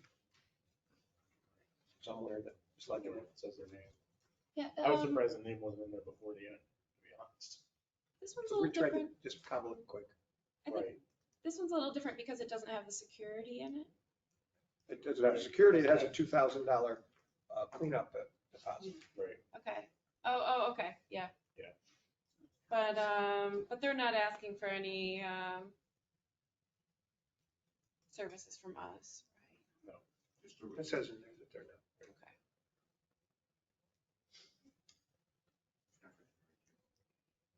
So we got a motion and a second to approve it with those things we talked about. Should we vote on it? Fran? Yes. Terry? Yes. Charles? Yes. Rusty? Yes? Fran, or Laura? Yes. Dave? Yes. I'm going backwards. And yes. No, not yet. Sir,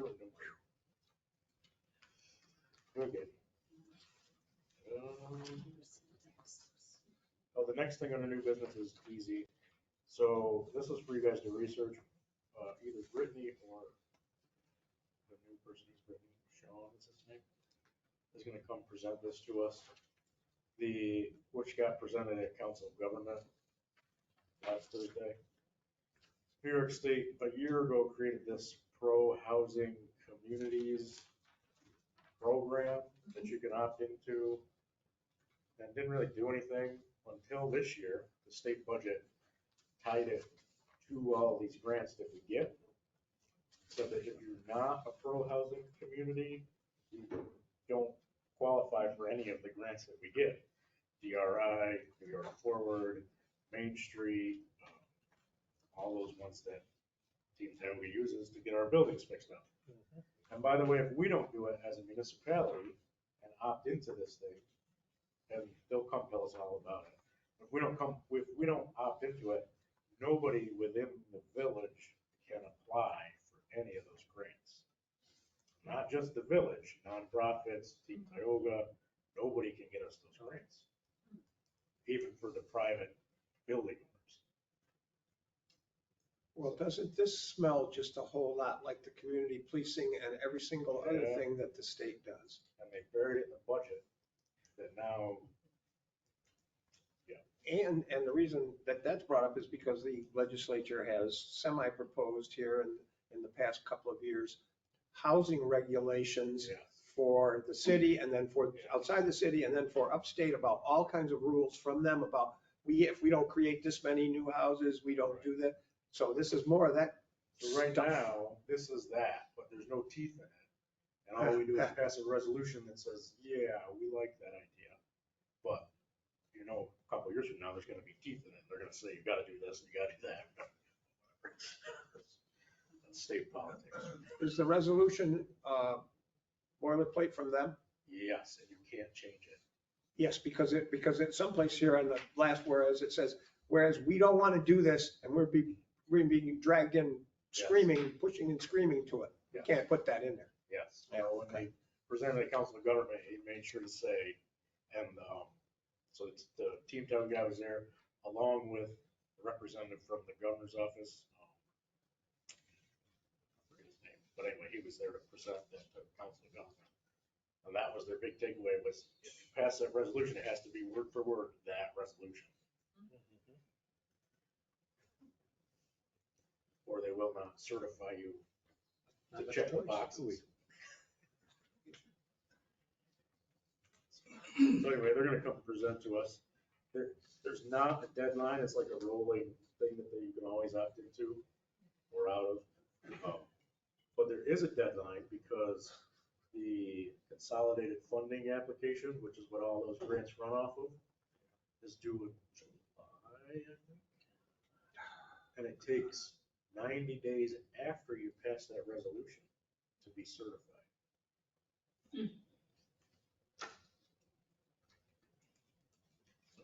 So anyway, that's the info on that. Probably more to come. I'm reading this bottom of this. Yeah. The last thing after the last, now therefore it is resolved, and then 1, 2, 3, streamlining permitting for multifamily housing, affordable housing, accessible housing, blah, blah, blah, blah, blah. And of course, that says streamlining, but what it means is following their rules and regulations. So right now, you're just saying, yeah, that sounds good. Adopted policies that affirmatively further fair housing. Who gets to pick what those are? Them on us? Oh, this just is not. A couple of years from now, when they come ask what you've done to meet those. Yeah. That's when it gets interesting. Oh, boy. Incorporating regional housing needs into planning decisions. Oh, yes, the village should decide on its future and its planning based on regional needs. This is wonderful. So I will say there is nobody, which is why they came to council, there is no municipality in Calhoun County yet that is certified. Well, they're saying if you want our money, you got to play by our rules. Yeah, Right. oh, So yeah, they are saying that. On the flip side of that, if we did happen to get into that pot, there's grants out there that we would stand a much better chance at this year because all the other places Don't want to do it. can't do it. Let's talk about that So anyway, another time. more to come on that. Yeah. The next one is to reschedule the public hearing that was supposed to happen. Oh, no. No, this one is for the procurement policy. This is new. Mr. Mayor, Rodney can explain it. Unless you guys already read all the emails. I'm going to make a motion in a moment that because of a glitch, we didn't have that tonight, the charter franchise public hearing. And I'm going to make a motion in a moment to schedule it for next meeting. Right. That's down on the thing. We can do that one now. I'm going to make that in a moment. Okay. Well, just a lot of fun. So, Canaan Communications, one of the hirees, one of the contractors for Spectrum Charter, was out here last month cutting trees for their new lines that they wanted to run. And there's a whole lot of people not happy with those guys cutting trees willy-nilly, however they felt like doing that. Last week at 1 a.m. in my residential neighborhood and my whole area, there at 1 a.m. was Spectrum itself's trucks out, putting the taps in the line at 1 a.m. with quantities of noise and quantities of light. We love you, Spectrum. And the contract tells them that they can, I don't know what it tells exactly, but it tells them that they can do incredible amounts of things that they want to do. Well, that's just not acceptable at 1 a.m. to be out working on lines like that. In an emergency, it certainly is, but that's not acceptable stuff. So I might have some fussing to do about the Spectrum. My question is, can they do it without the contract since they're their lines? I bet they can. Can they have the franchise without the contract? No, I bet they can come do maintenance or whatever they want. Any time of day or night? So we don't have a contract with Greenlight or Verizon, and they do all that same stuff. That would be interesting to know what authorities they have. You know what I mean? Well, they gotta have a franchise. Speaking of that, does Greenlight and Empire have a franchise with us? No, this franchise is only for cable TV. It's only for TV, not for the internet. Okay. And that's we talked to Spectrum about that when we were talking about the contract. That is a FCC thing, like from the 80s. Okay. That somebody like, way higher than us needs to negotiate, figure out. because they're losing the whole internet. They're hurting. Because when they did it, the internet wasn't the internet. I'm under the impression that you and Nate looked that contract over and did some tweaking on that contract. And we have a copy, if you got one, we got a copy of that multi-page contract. But it's a lot of stuff is in there to give them an incredible amount of leeway. Maybe that contract shouldn't have as much leeway. We might want to sniff at that a little more. Anyway, I just wanted to say that before we schedule the public hearing. Especially the one that came on. In here, You're losing traction because, like you said, everybody has internet. Right. You get internet, you got Wi-Fi. You watch TV on that? You got streaming. Oh, they're hurting. I know I'm off the grid. I've been off for 3 years. So we were prepared to have that public hearing tonight. So. Right, so we screwed up advertising it. So Yep. we got to schedule it the next time. So I move that we schedule a public hearing for, June 3rd at 7 o'clock for the charter franchise. We'll advertise it correctly this time. And then we've got another one. Oh, somebody need a second. Oh, sorry. I'll second. I'm jumping ahead. Let's vote on that. Fran? Yes. Terry? Yes. Charles? Yes. Rusty? Yes? Laura? Yes. Dave? Yes. And yes. Okay, then the other public hearing, procurement policy, Rodney can explain. So I guess right now it's in our code. It shouldn't be in our code. Yeah, for some reason, procurement policy is in the code book. It shouldn't be in the code book. It should be out of the code book. Where it says it's sections 57 in the code or some such So we thing. can take it out of the code book, then just put it on the regular village. It should be part of the code, according to Nate. It's not a law. It's not a law. Well, so I didn't put a date for the public hearing for that one. So what date do you want to have? Want to do it same day? Right after this other, so it's gonna be on. Move, do we have a public hearing on June 3rd at 7:05. approximately 7:05?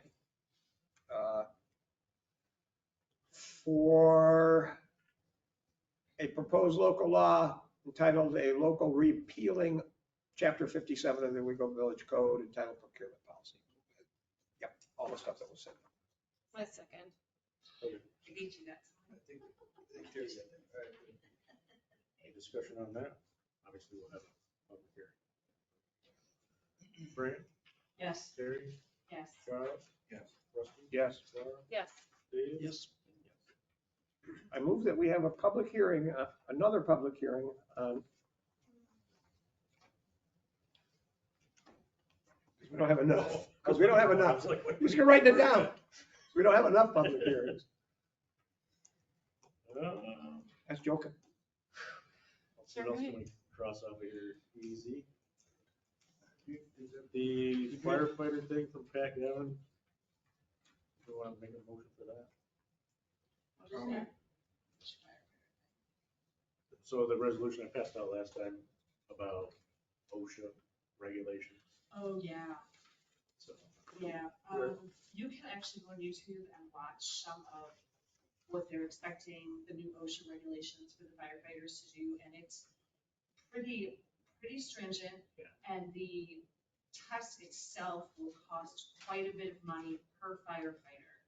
I mean, you're probably talking $1,000 to $2,000 per firefighter. You have to buy the equipment to use it. Yes, I definitely think we should support. right, like, I mean, I talked to Nate about this. That resolution doesn't do anything besides we support the New York State firefighters. Tell OSHA that they shouldn't do this. Yes. Absolutely. But I mean, we can pass it and OSHA's still gonna do whatever they wanna do and we'll still be following the rules. Well, it's up to the legislator to vote on it. Right, well, Right. well, yes, whoever OSHA is. Federal government, I think.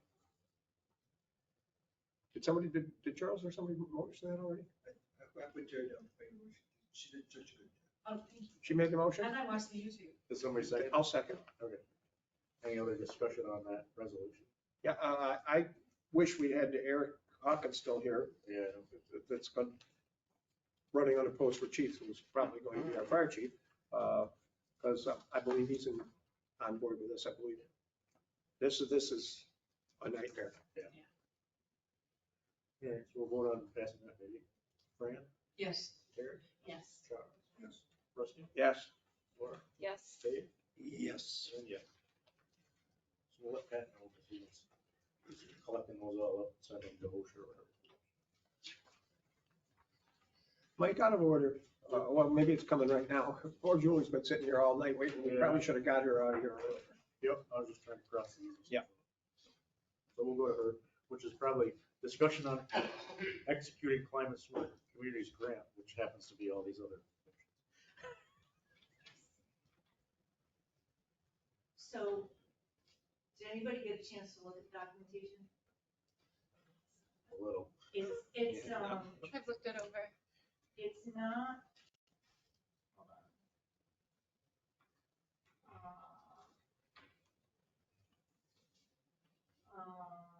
It's not super complicated, and I'm just looking for, I opened up all the files.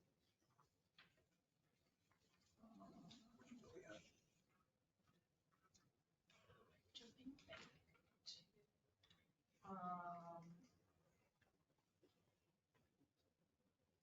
That's, right now, it just, I had it open. Got it? Hold on. And it just went in again. So I. No.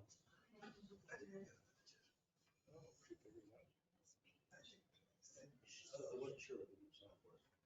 We were just gonna put it off. Okay, I know. I thought I put it off because, I understand. There's still- So the work plan for climate smart communities, so the whole point of the climate smart communities grant, we got the funding to do the work to get into the community rating system, right? That's the thing that gets us discounted flood insurance. So it took a lot of going back and forth with the DEC, but there's 6 tasks. The first one is community and municipal informed floodplain management. And that includes the hazard mitigation plan, yay, that we won a national award for, that's done. And by the way, just so Homeland Security and Emergency Services sent the entire Tioga County hazard mitigation plan with all jurisdictional annexes straight to FEMA without us requesting a single revision. That was a huge accomplishment. So that will 100% go through by the end of this year. The rest of that is to do a lot of education and outreach. That'll be led by me and Courtney and Judas as subcontractors with the committee. Also in there is for Mick to get his CFM, and Mick took the course in the Riskany. He took the 1-week course. I don't know when he plans to take tests, but that 1-week course was a big part of the training. That's it for task 1. Task 2 is to close the cab. For people who don't know what I'm talking about, when in 2019, FEMA came and did this thing called a community assistance visit, otherwise known as a CAB. And that's where the Weitzman violation, amongst others, were identified. And in the last years, we got all of them resolved except Weitzman. Weitzman is in process. Has anybody seen over there? Has anything happened? Are the flood vents going in? I didn't see any work being done on the building. So I need to touch base with Anthony Panicia. Anyway, the second item, close that cap. Weitzman already elevated his electrical. He's purchased the flood vents. That's happening. What has to happen is that FEMA has to come back, a meeting has to happen, letters have to get written. So a lot of that is DPW's court, right? That's not really consultancy court. That's DPW's court. You get the letter, the cab's closed. That should not be an issue to do as long as Adam gets those flood vents in, and I'll check on it. The next task number 3, and this is the tricky one, is assess the village to get in the CRS. That means FEMA came in and from before 2019 looked back at our building permits and found what had to be remedied. Now, they've got to come in and look at from 2019 to now and see what's up, do we have violations, what has to be done about them. Yes, Can I ask you a question in the middle of this? yes, ma'am. So that's so we can get in at our bronze status into the, this is CRS. No. So Okay, you gotta do those letters again. Yeah, so this is like the C alphabet soup. Yeah. Because there's climate smart communities, and this is inherently confusing, but there's climate smart communities. That's the New York State program. That's our bronze thing that we're. That's our, right, and we're gonna get bronze status, which is pretty amazing, but we should find that out on Friday. Then there's the community rating system, CRS. That's the National Flood Insurance Program, the NFIP. That's the discount program, so we get less expensive flood insurance. That's the big one. Then there's the CEC, which is the Clean Energy Communities Program. Now, our Climate Smart Communities grant was to get into the community rating system. Because New York State does nothing to support municipalities to get into the CRS, AKA the program to reduce your flood insurance. So we decided, Jamie Burchard and I from Barton and Judah said, let's write a grant to Climate Smart Communities to try to get money to do it. So Climate Smart and the community rating system are tied together just for us because we use Climate Smart as a granting organization to help us get to the CRS. Does that make sense, Rusty? I mean, CRS, so it's complicated, but CRS is the thing that gets us cheaper flood insurance. Yes. CSC, Climate Smart Communities, is how we're paying consultants to help get us there. Okay? But we're already right at the edge of getting there to the bronze, or do we have to do all So Climate Smart Communities bronze status has nothing to do with getting into the community rating system. That's just that's a New York State program. The community rating system is federal. That's the National Flood Insurance Program in FEMA. Climate Smart Communities is New York State. Bronze certification in New York State says that we have, lived to higher standards of, climate adaptation actions and such as a New York State community. That makes getting money for future grants easier for us. Okay? And it's a big deal that we're gonna get that bronze status as an underserved community in less than 2 years.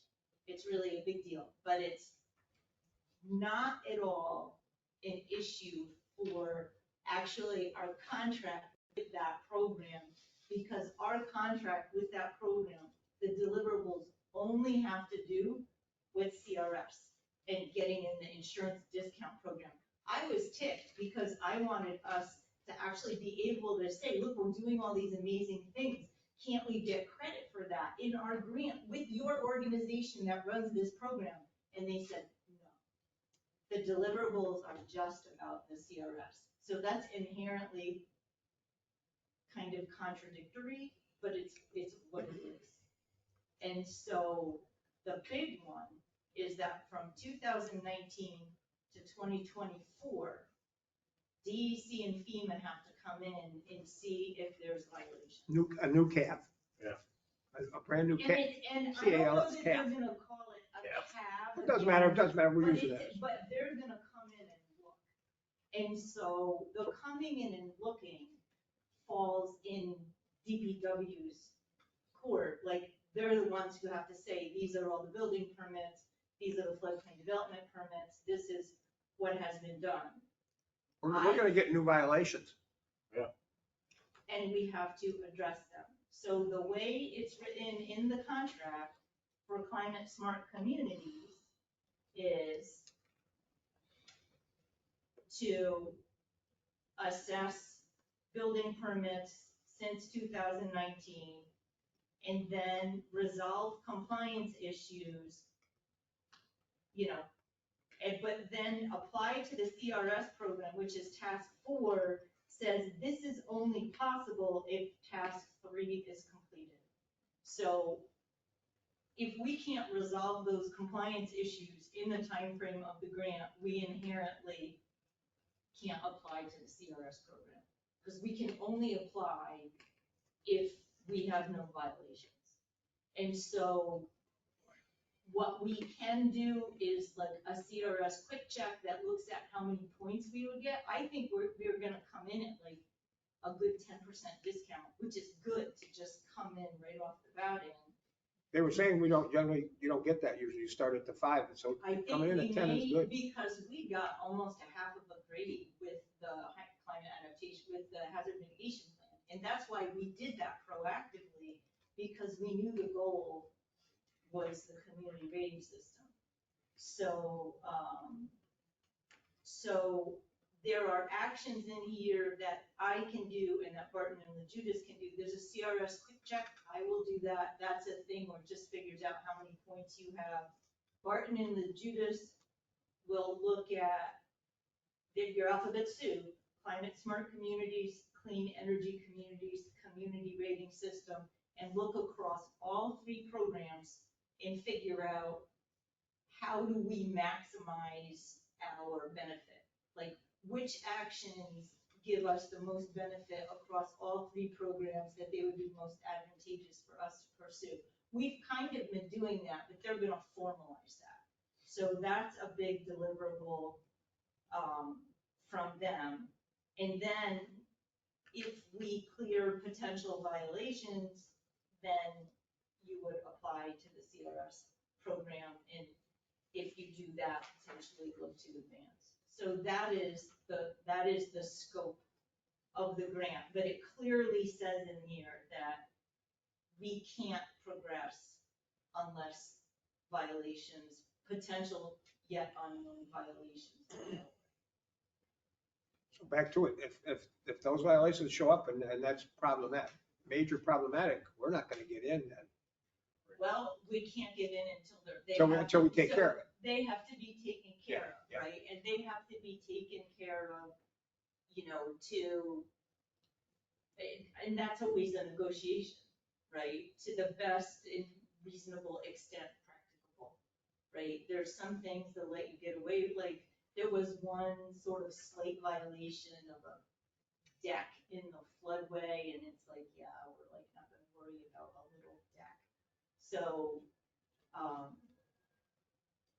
yeah, we have to do our work, but we need to manage the floodplain properly. The thing we're learning from all of this is that we need to manage the floodplain properly. And no matter what, that's a good exercise, that we responsibly manage the floodplain because the whole darn village is in it. So that is the scope of what the actions are. And what, in the documentation that I sent, it's exactly what I said I would do, exactly what Barton and LaJudas said they would do, and then the balance is really DPW of dealing with closing the path and, you know, getting ready to bring FEMA back in to look and deal with actions since 2019. But we need to do this. I mean, we have to do this work anyway. So, I guess I'll go here. Yep. This grant, we haven't accepted it, we haven't signed it, we're not on the hook for it yet. There's a pretty big match to it, 5 years. The match is $10,000 a year for 5 years. So it's $50,000 because most of it's in kind. Because it was $25,000 a year, so the budget is half of the grant goes to Barton and LaJudas. So the state's giving us $25,000 a year. We have to kick in $25,000 a year. 15,000 of it is in-kind labor as Meg and Mick's time. We also, and in the cash part, it's $10,000 a year of cash. And 7,500 of it is part of my consulting salary, and 2,500 of it a year was to do things like pay for mixed CFM exam, his recertification, to be able to have events, because the, education is a big part of this, if we needed to send out flyers or mailings, or we can't pay for food, so, we can't say, we'll have coffee and donuts even, because the state won't pay for it, unfortunately. But, so that's the budget. It's 7,500 a year out of my contract, which you're already committed to anyway. And then, so it's really in cash, it's 2,500 a year for conducting education and outreach and training. Right. So, but, I mean, the match is the match. Like, obviously, we pay for it those ways, but, and 15,000 of it comes from Meg's salary, who are already, that means they have to do $15,000 worth of work. But they do it anyway, that's their job. No, that's not more work, that's just, Nick's job is floodplain management. His job's code enforcement, which is that, but yeah. Right, but it's. We need 6 of Meg already, and we But need 6 of it's Meg. not saying Meg is really gonna do more, it's just, she's already doing this, they're already doing this work.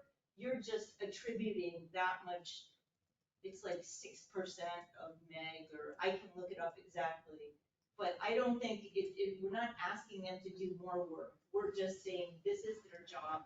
And, he is the floodplain administrator, that is Nick's job. He is the designated floodplain administrator for the village. Right. No. And so if we get down the road and then they come assess us from 2019 to now, there's no way we're gonna get in. We've kind of blown that thing out of the water. Well, we don't know that yet. We don't know that yet. And we're catching things. I have gone through permits with Do we Meg. know what all the requirements are to get in the CRS? Like I heard that one of them was the village has to have flood insurance on every village The property. village has to have flood insurance. On every village property. On which is all gonna village cost us properties. A ton of money. Which is the thing we just got rid of a little while ago. Okay. So there's another $60,000 a year. That's gonna For us to cost have flood insurance on everything. Well, that's a piece. Can I ask them? So when we signed up for this grant, whatever it was, a year or two ago, we still are not obligated to that grant? I thought when we did No, that. we're pretty, we've been operating under it. We're just closing a contract. We So you- haven't, Until you sign that contract, you're not tied. You can turn it away and say, no thanks. We haven't signed the contract yet. Do we, Which is why I'm not- Barton Lewis won't do anything for us, because we can't pay them back from this grant. so just out of curiosity, do we owe Martin Luigi a whole bunch of money now? well, Not yet, but we. they've done, Jamie has sat in many planning, many task force meetings, and So, yeah, Yeah, they expect us to follow through on this or pay them or something. how much she's billed and not submitted yet, I don't know, Yeah. but she's done a lot of work to get this grant and to do this.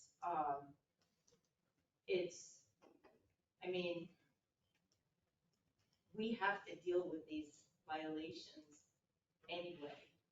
There's nothing, the grant, if we don't get to the point of CRS entry, then we don't get to the point of CRS entry. That doesn't put us in bad standing with climate smart communities, because it clearly says that in there.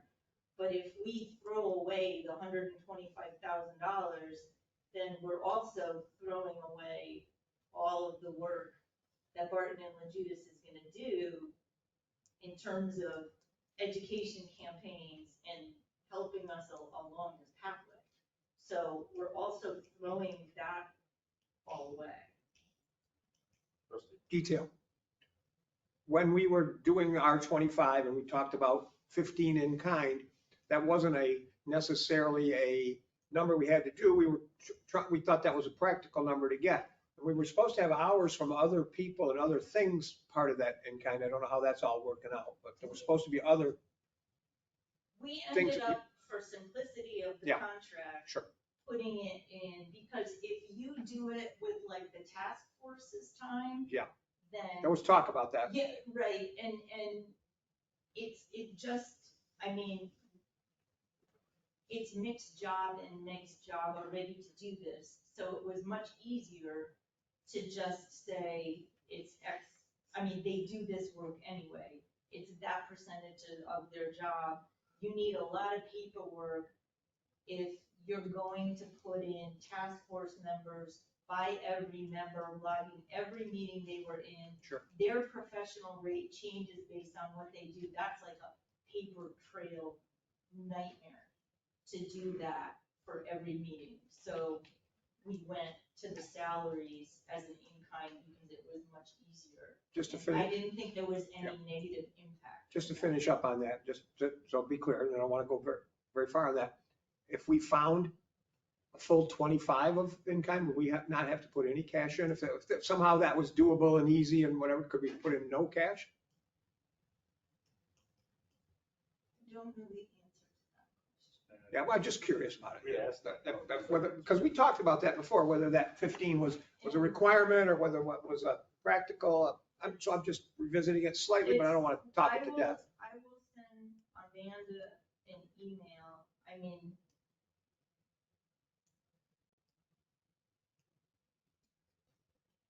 Of course, Laura's put in $50,000 worth of time so far. Laura's put in tons of time. My only fear is signing up for the 5-year commitment and then we get 4.5 years in and figure out we can't do what we want to do. Even if we don't get into the CRS, we would be getting all the assistance of the training Yeah, I and know, it's still the, good up until that, but. like, so Jamie Bouchard from Barton and Laguitas is a CFM, so we would have her help getting our projects and getting like the whole village system working in a way that we're able to process and do everything in, like the best standards. And so, and we would be fixing, we would have the help to fix any past violations that we've found. And so, and she's already got familiarity with us from these past years about what our issues are. So like, she's gonna be ready to like hit the ground running once the money's there. And So, Mike, even if we don't get to the point of getting the CRF, if we close the cap, which has been open since 2019, we close the cap, even if we have violations, if we work through half of them, then you say to the state, we've still made a lot of progress. Did we get to the end road? Maybe we didn't get to the end road, but we made a lot of progress. We've, one of the things I want to do under this is have like a floodplain management workshop with DPW, and I talked to Brianna Worley at DEC, and I said, can you come into the village and do training? Because we need training. DPW needs floodplain management training. The village board needs floodplain management training. Can you come in and do this training? And she said she could probably come in and do it in the fall. If we can just even tell the state, we're learning, we're training, we're understanding on deficiencies, we're meeting them, like, that's huge. So I don't think you have to be like so worried that if you don't hit that ultimate goal, that it's like we totally failed. So I don't think you have to worry about it, because it's written right even in there that we can't proceed on the CRFs unless they're cleared, but the other things of the hazard mitigation plan and, conducting community education and municipal education, we can accomplish all of those things. I know I've got a million things, but that's what I got. Just so, suppose something happens and we can't meet the violation goal later. how about some of these grants that we're talking about, the 60 or 90,000 we're talking about, either that we all have or almost already have, do we still have that? Okay, so Okay. that's a clean energy communities grant. I'm, And this is where, so those are for clean energy. Yep. So climate smart communities mixes clean energy and floodplain management all in one. Yep. CRS is all floodplain management. Clean energy communities is all the energy stuff. so we're gonna get that, whether we get But in. that $240,000 that we should have a good chance of getting with zero match. Yep. Is clean energy communities grant. Now, we're pretty much gonna get the 60 or 90, and then we're gonna try to get the 150 Right, and the 90, we're just waiting for the approval on. to get that. We submitted that. If we get bronze next week, and you submitted the paperwork, Laura, right, with Mike, for the other actions in CEC. For the 90, but not for the 150. Oh, you didn't, but you're gonna do that. He said Next, you only next week. I have a couple things I need to take care of before, Yeah, but, before I can do it. but that's clean energy. I get that, but one of the things Just so I'm, you know, one of the we're things on I'm a trying to, different point I'm trying to make on this is, if people are thinking that this stuff is putting us in deep money trouble, and we're not getting anything out of it, it appears we're going to get $90,000 out of it. So we're talking about, oh, maybe we gotta end up putting these 10 grand out. We're gonna get 90 grand. It's not exactly that, but it's all this together. So we're gonna get that 90 and go for a 150, even if we don't get violations cleared on new stuff. They have nothing to do. I know they don't have anything to do with it, but Right. the worry is that we're gonna be throwing money and we're not gonna get anything back. And already the reason they have something to do with it is because the gang that's doing it is Right. doing it all. Is we're And doing if we it weren't all. doing any of it, we wouldn't get that. That is 240. 100% correct. And the Climate Smart Communities Task Force, so that's a really good point, Rusty. The Climate Smart Communities Task Force has become the de facto Climate Smart Communities / Clean Energy Communities Task Force. And so we invited Adam Flint from Binghamton, and he was like, oh my God, you have an amazing task force. And he's like, we're not getting anything done in Vestal, you're getting a ton done in Owego. So we have joined, so we have holistically put everything under one umbrella, which it kind of makes it confusing, because there's a lot. I mean, we're doing a lot, but we're making a lot of progress. Also, we submitted the BRIC DTA grant. If you remember that one, that was the direct technical assistance grant. And we find out next month if we get that. One of the things, and with BRIC DTA, and we should get it because we're a designated disadvantaged community by FEMA. I saw somebody at the state floodplain managers meeting from Binghamton. He's like, I don't know, but I can't imagine they wouldn't give it to you. So, and what Jack Heidi from FEMA said is, after you can write what you want to do with the grant, but if you get it, we're gonna talk to you then, and we're gonna figure out what we're gonna do about it. And if we get the grant, we may say to them, we need help to clear potential NFIP issues. It's our number one concern. Help us. One of the things I want them to do is look at 500-year floodplain resiliency of all our municipal infrastructure, because Dishes said we have to do that. But so that's the other thing we have in our back pocket right now that we'll know about next month, is if we can help use BRIC DTA, and then we get a lot of extra attention that we can also put towards figuring out, like, what can we do, what's workable, how can we approach these things. I'll try to shut up. Is any of the stuff that I thrown out, is it helpful? Are we getting a little bit better feel about what the deal is? Because I'm talking too much. Yeah, does anybody else have any other questions?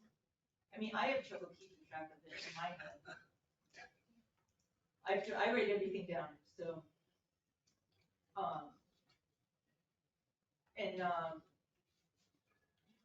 So that's that is the Climate Smart Communities Grant budget.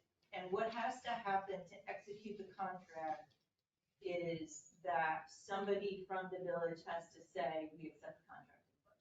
It's just an email. But that, that email has to go, and then once that goes, then they do it in a new system that, Kim will do the paperwork in. Oh, yeah, and I'll have trouble signing it for 6 months probably. Well, because it's a new system, right? Yeah, So, and I I've been mean, in there and then, before. We're planning to knock all the cables down anyway, so it Yeah. won't matter. and then there's just what are all the other, you know, other forms and insurance. I'll have to call the help desk 4 times, reset my password. It's never fun signing those things. So, further down on the agenda, there's 3 motions. Would we be ready to pass those tonight? That would be for, the Climate Smart Communities Grant Work Plan and Budget. I would just add, just to make sure that we included it and formally in a motion written. Another one is to approve the Climate Smart Communities contract with Barton and Liquidas for them to execute their And with portion. And then the third one is mine the is really a subset contract of with- the contract I already have. with Julie Nucci. So it's an extra subcontract. Yeah. That's all the stuff I can't sign, you guys say I can. Yeah, so we could. So if you're ready, I'll just make a motion to approve the motion for the first one. Yeah, just to explain just one more bit a little better. So when we approve that first one, does that mean that we are now, just what we said before we weren't exactly full into the grant? Does this mean now that we are? Yeah, so what this would do is say that we are officially approving the work plan and budget. And so that way, the mayor would say, yes, we have officially approved it at the. And you can execute the contract. Right. Because the contract has to be executed with the state. So you're giving the green light to execute the contract. To answer your question, yes, that would tell me to sign the contract. And we're doing it. Because as we If just we- talked about a few minutes ago, if we we haven't approve done that those 3 officially yet. motions. We have not officially accepted that grant and done it. This is 3 the motions do official it. done deal. If we were having second thoughts or anything, This is it done. would be before we do that. Those 3 motions are what. Just saying. I'm not saying we are, but if we are, it would be before you do that. Oh, boy.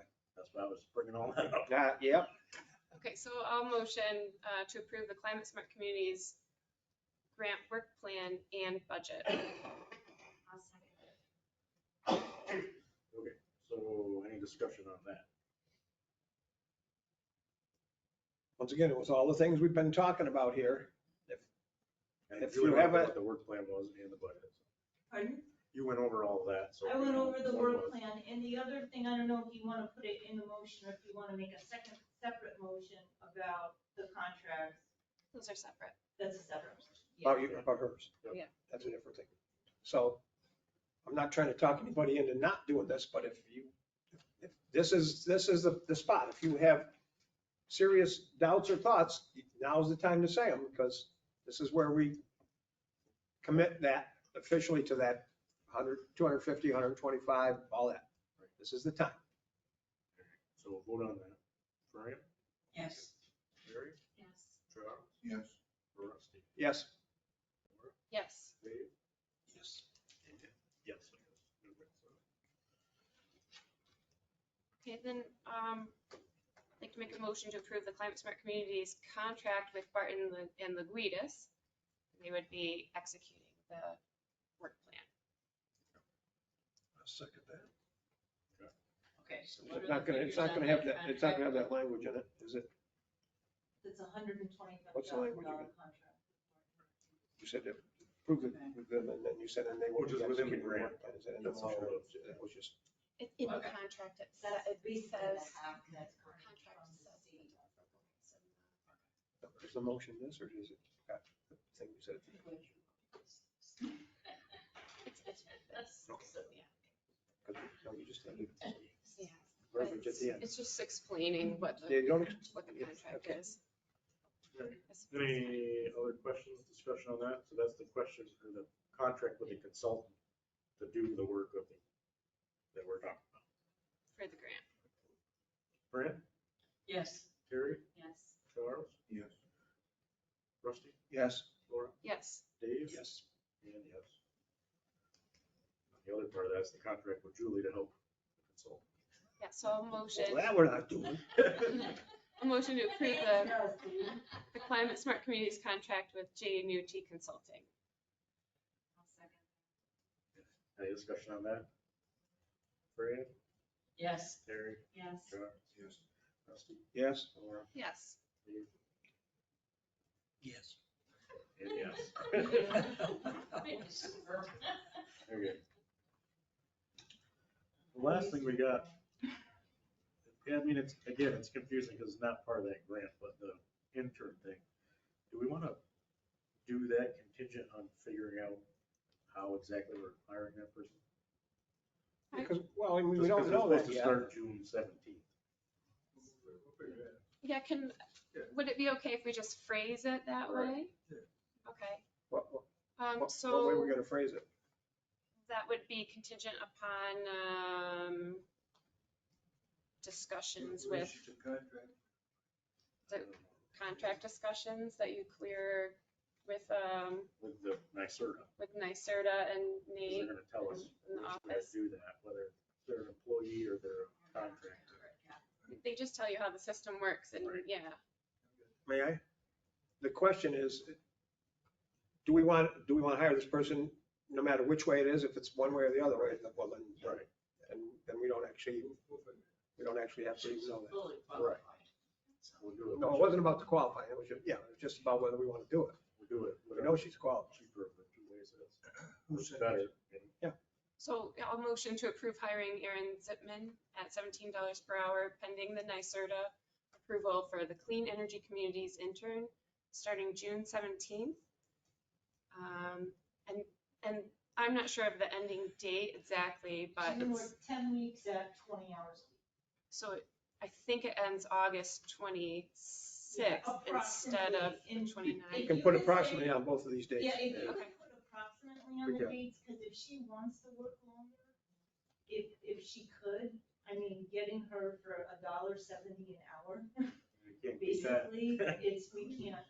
And we're really lucky to get her because she's run community campaigns already. She knows how to do it. So Rodney, it's going to be approximately those dates. It's going to be approximately 10 weeks. And if, Yeah. It might if be what she's, 11 or 12. and if or it whatever. turns out that she's doing a great job and we love it and she'll do it more, we can add more. That clear? Yeah, so it's approximately ending end of August. Yes. Okay, or about Somewhere 10 in there. weeks. Second that. All right, so this is to hire her, well, no matter what we figure out, we'll figure out the right way to do the paperwork. So just some details. We're gonna end up paying about $360 or so for her entire amount of work, and NYSERDA is paying 90% of everything. So it's a wonderful deal. Thank you. Fran, Yes. Terry, Yes. Charles, Yes. Rusty, Too late for discussion. Yes. Laura, Yes.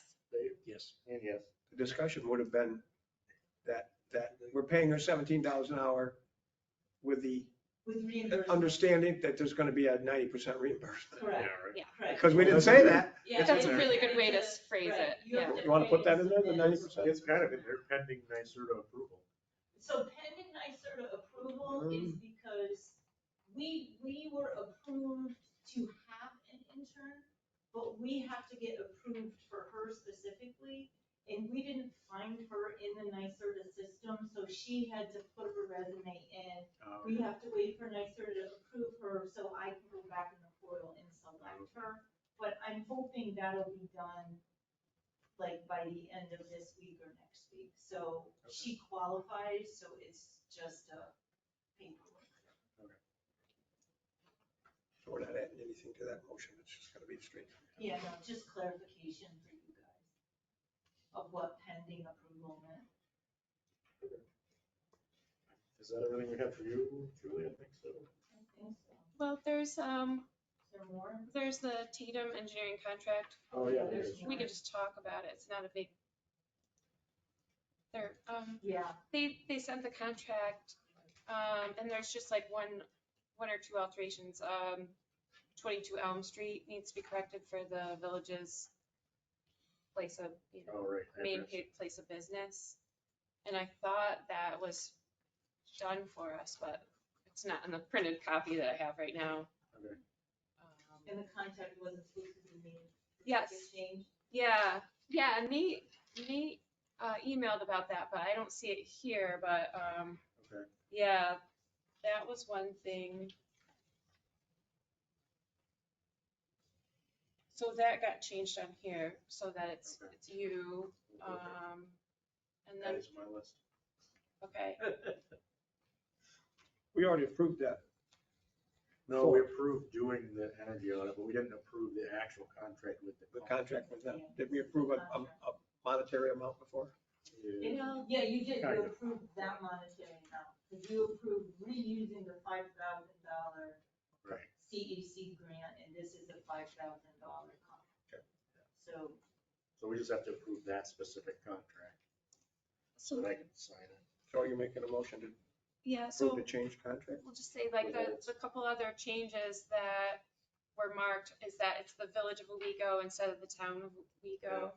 And that, Julie was gonna be taken off and we were gonna put on, Modified contract with changes. modify the changes. Yes, Sounds good to me. okay. So we want to do that now?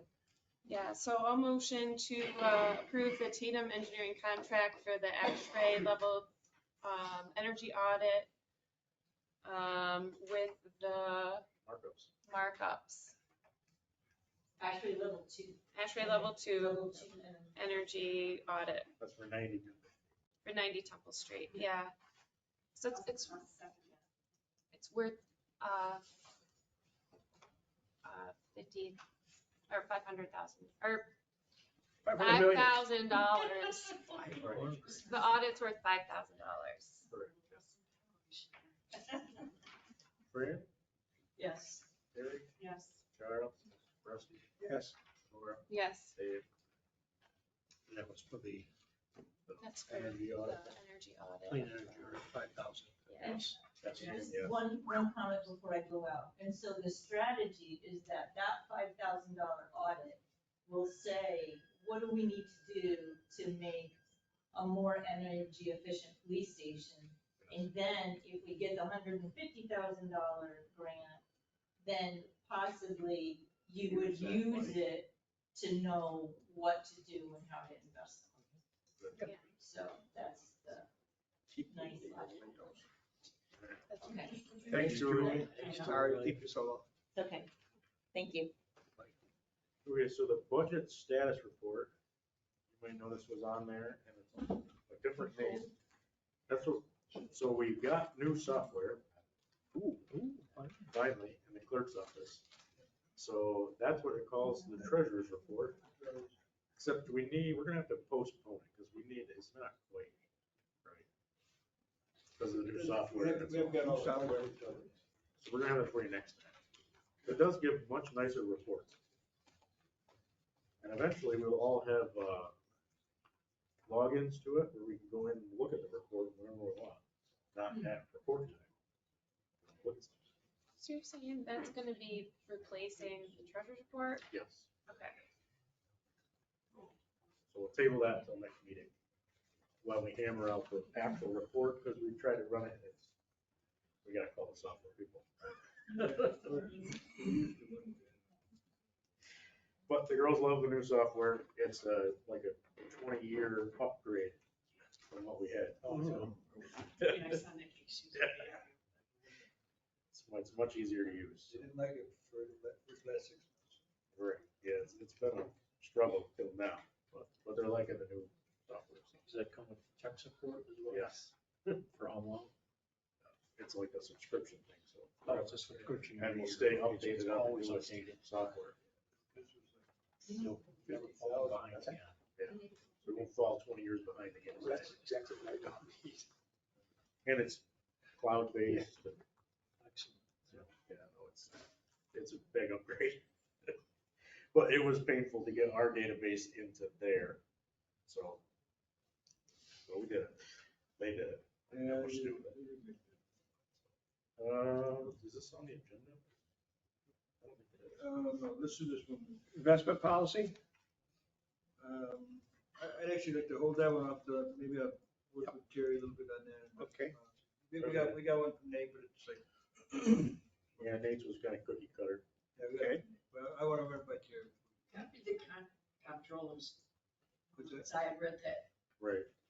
Nate copied the Yeah. New York State comptrollers. Yeah, I mean, it's almost Greek to me, it's like, you know, whatever it is. Well, I like to run it by her and then Yeah. we'll see how we can. Yeah, we're supposed to have an approved investment policy, which we do not.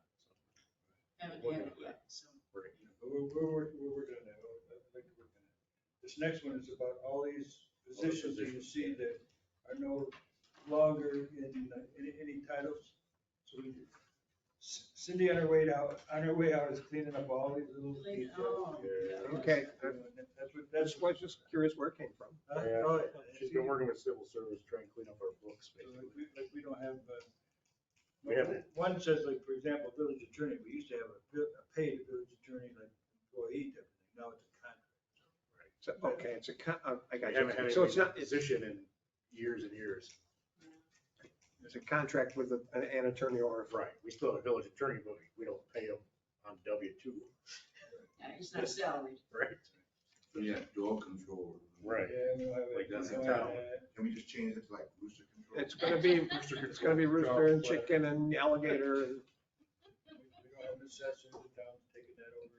Right. We don't have a police and fire dispatcher, right? They do that at sheriff's department now. Don't have to use court anymore. How about the interim director of utilities, because we actually are using that for a little bit more. Right, so that says will be abolished once the current employee takes and passes the test. What does that mean? That Well, we won't when need it Dirk- after.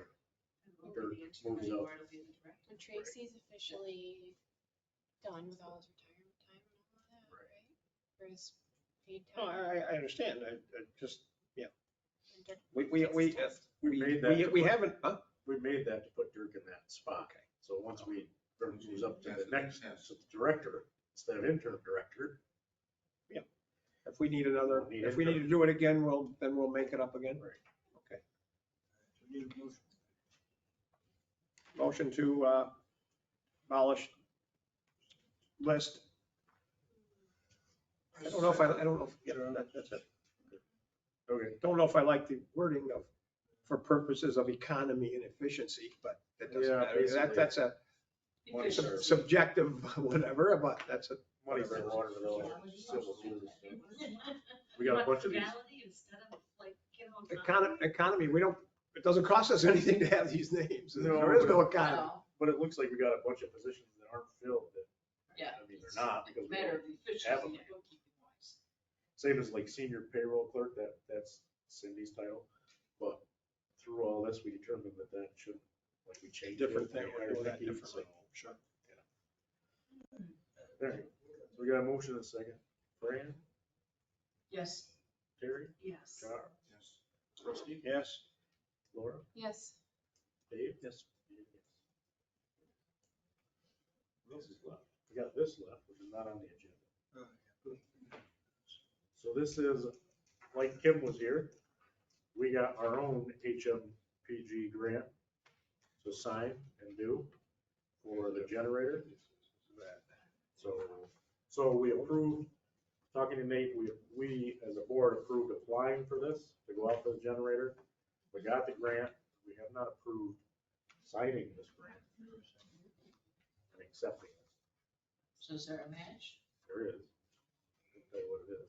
It's like 10% or 5% or 10? Right.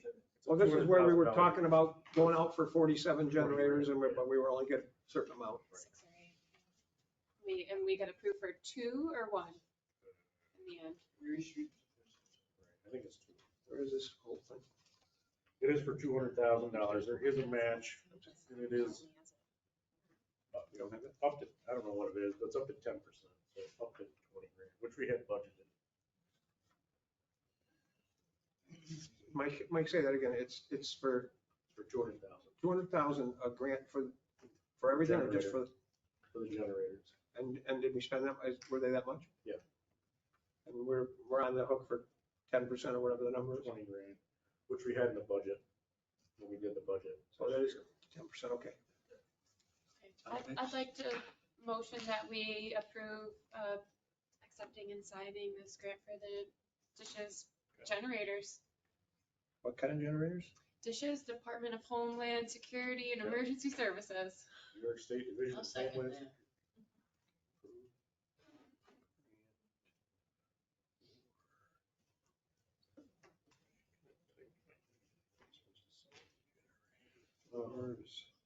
We have a motion and a second. So, any other discussion on that? Frank? Yes. Terry? Charles? Yes. Rusty? Yes. Lorna? Yes. Dave? Yes. Yes. Sign it right now.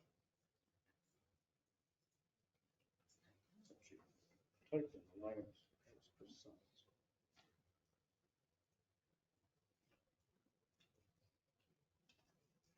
Did those generators get more expensive?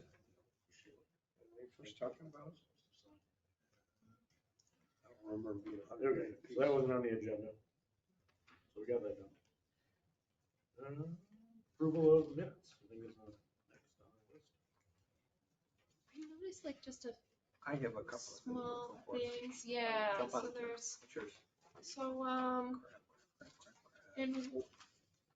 in one of the sections about, it was like a Restore New York thing, and it was for the, the land bank in Tioga County. And we talked during the meeting that we wanted it to say, we just wanted to notate a couple certain things with it to say that they were gonna put the properties on the tax roll Oh, yes. after and have it, and, at normal tax rates. And, so I wanted to just add that in with like, just a little language that like detailed that it, was covering, Yep. the 5 single-family units in that area, and then also the part of 81 North Avenue, and That's in here, but and those apartments, how those are gonna be on, tax rolls, and that they weren't, and that, they told us that they weren't going to be applying for pilots, and so that, we just want to notate that. so that. and this, the fourth whereas bullet point says, the only thing it says is that the Liberty Street, Temple Street will be single-family homes. But we asked for those other things. We asked for that it will be no pilot, no nonprofit on the owner occupied and on the tax rolls. Those are the things that we asked for, but it's just not in there. And it does say Tioga County will be the applicant, but if we could just sort of in our notes say Tioga County Land Bank or Tioga County IDA or whatever they, but it just says. Well, the land bank, It's a land bank, which is not Tioga County. it wouldn't be the land, yeah. It's, It's through Restore New York, so I mean, that's definitely where the money came from, but it's yeah. through the county, that would. I'll check with Brittany on that, because I think, well, I don't know if the land bank can apply, the county maybe can apply. Yeah, so it says the county, Tioga County is the applicant. So it used to have to be us, On so they that changed document. that rule last year. Yeah. Did you want it to be some department of the county? Because that's. No, oh, I just okay. want like they prepared the resolution and we approved it, but like in our language that we said that was gonna go along with it. Of all the stuff that they presented to us that we just say. No, Tioga County. that's already part of it. What Yeah. about this other part? The Tioga County part, that's okay? That's all right, yeah. Anything else on the minutes? Yeah, see something? let's see, there was. Pull 'em up.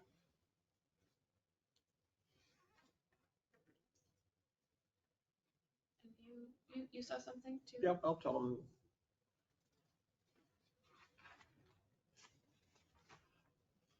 Little things.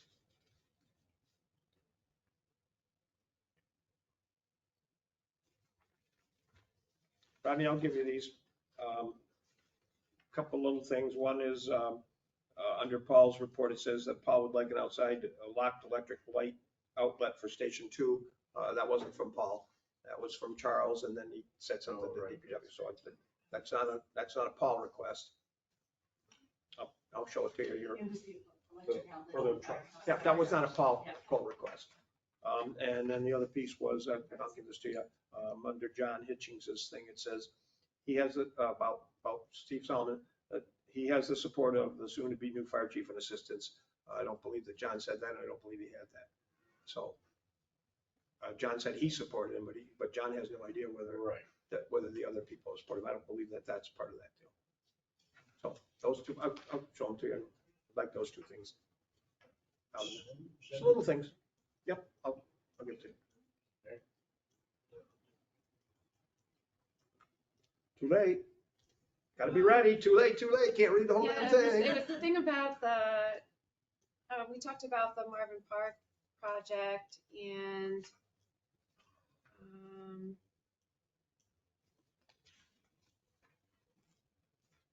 it says we need to resolve the 239M issue with the bathroom building at Marvin Park. And that's, that's not like that's not what we need to resolve, That's not the only thing we need to resolve. Do we need to resolve that? No, it just needs to go by review. It's not a problem we need to resolve, So we could say, You want to say it differently? we could say like what's going on, exactly, or, You send it over, I'll do whatever you want. okay. We could just change it to be Just take it up. truthful. Sent to county for review. Okay.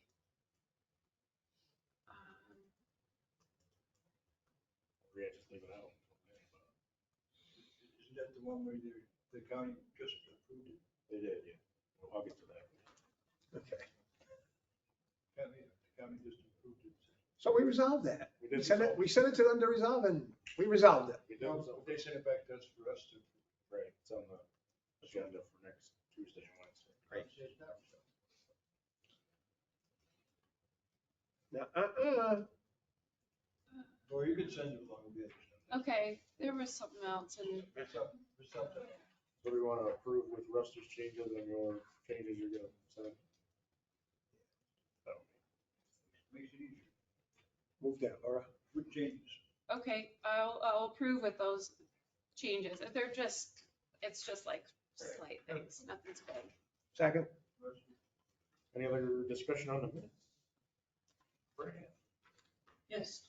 Terry? Yes. Charles? Yes. Rusty? Yes. Laura? Yes. Dave? Yes. And yes. Yeah, let me go back to communications, so, because there was more there than I remembered. We did get a thing from, the Elks Club, Flag Day, on my desk. It's not on Flag Day, but it's when they have their ceremony, they're inviting us as they usually do. Yeah, it's a different day than Flag Day. Yes, Did everybody get one? if you can get it, I have a copy on my desk. I've got it. Because otherwise it would be the night before Strawberry Fest. Yeah. I think it's. That is actually Flag Day, Yeah, and they haven't had that on Flag Day in a bunch of years. They make it more convenient. so that's a cool thing. And You guys all know that Friday the 7th at the Elks Flag Day invited, little meal after. it's a nice ceremony. Yep. I try to go every year. And it is usually first Friday in June, just As it even turns though out. we're not really, HOM hasn't done those, but that's when it is. Coincidentally. Not really. Yeah, and darn it, it's not gonna be, and the free meal is not gonna be Smoky Legends, darn it. And we did, as a DRI update, we did send the correct packet to 239 review at the county for the bathroom variance. And the county did their review, sent back a letter that says they recommend approving the variance. So those applications are on the zoning and planning board agendas next week. And we're working the south side lighting.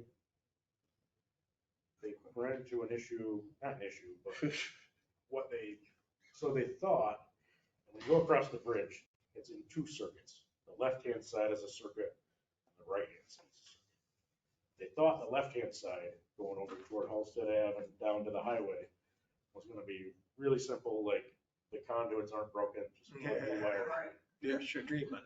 Yeah, We knew that. They thought the right-hand side was gonna be real hard, they're gonna dig it up.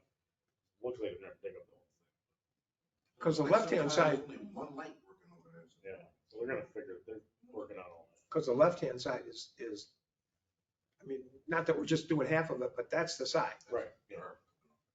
So they're gonna fix both sides, but they thought the one side would be easy. It's not gonna be easy.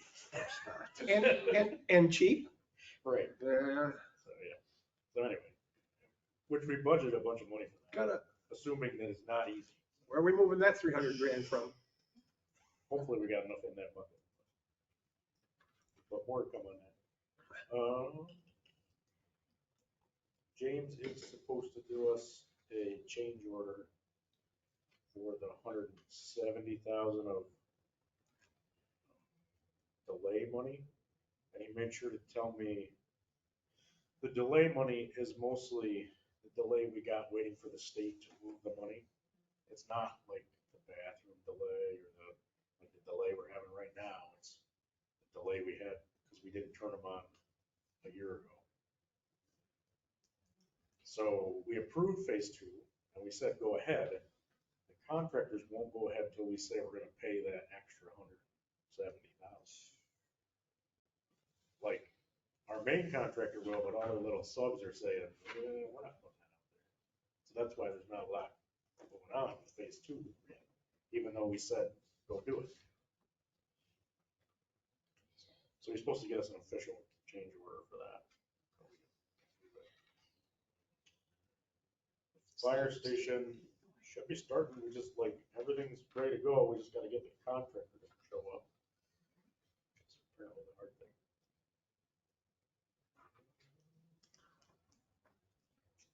And he's holding on sending the waterfront to bid until we figure out kind of what's going on with all these other projects. Because tomorrow, the day after tomorrow, the day after that, we're gonna need more money for this and more money for And that. at this point, we could send the bid now, it's still gonna be next.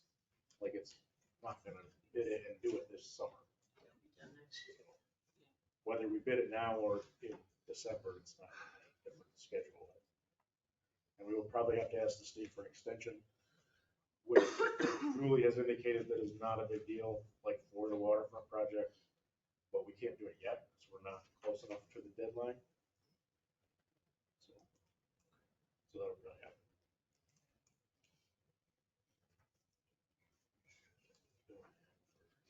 And that's the DRI, I guess. So now we'll go trustee reports. Dave? we gotta slow down. We got 2 more hours to fill. Yeah, Don't worry, we'll fill it. We're coming to that part of it. oh boy.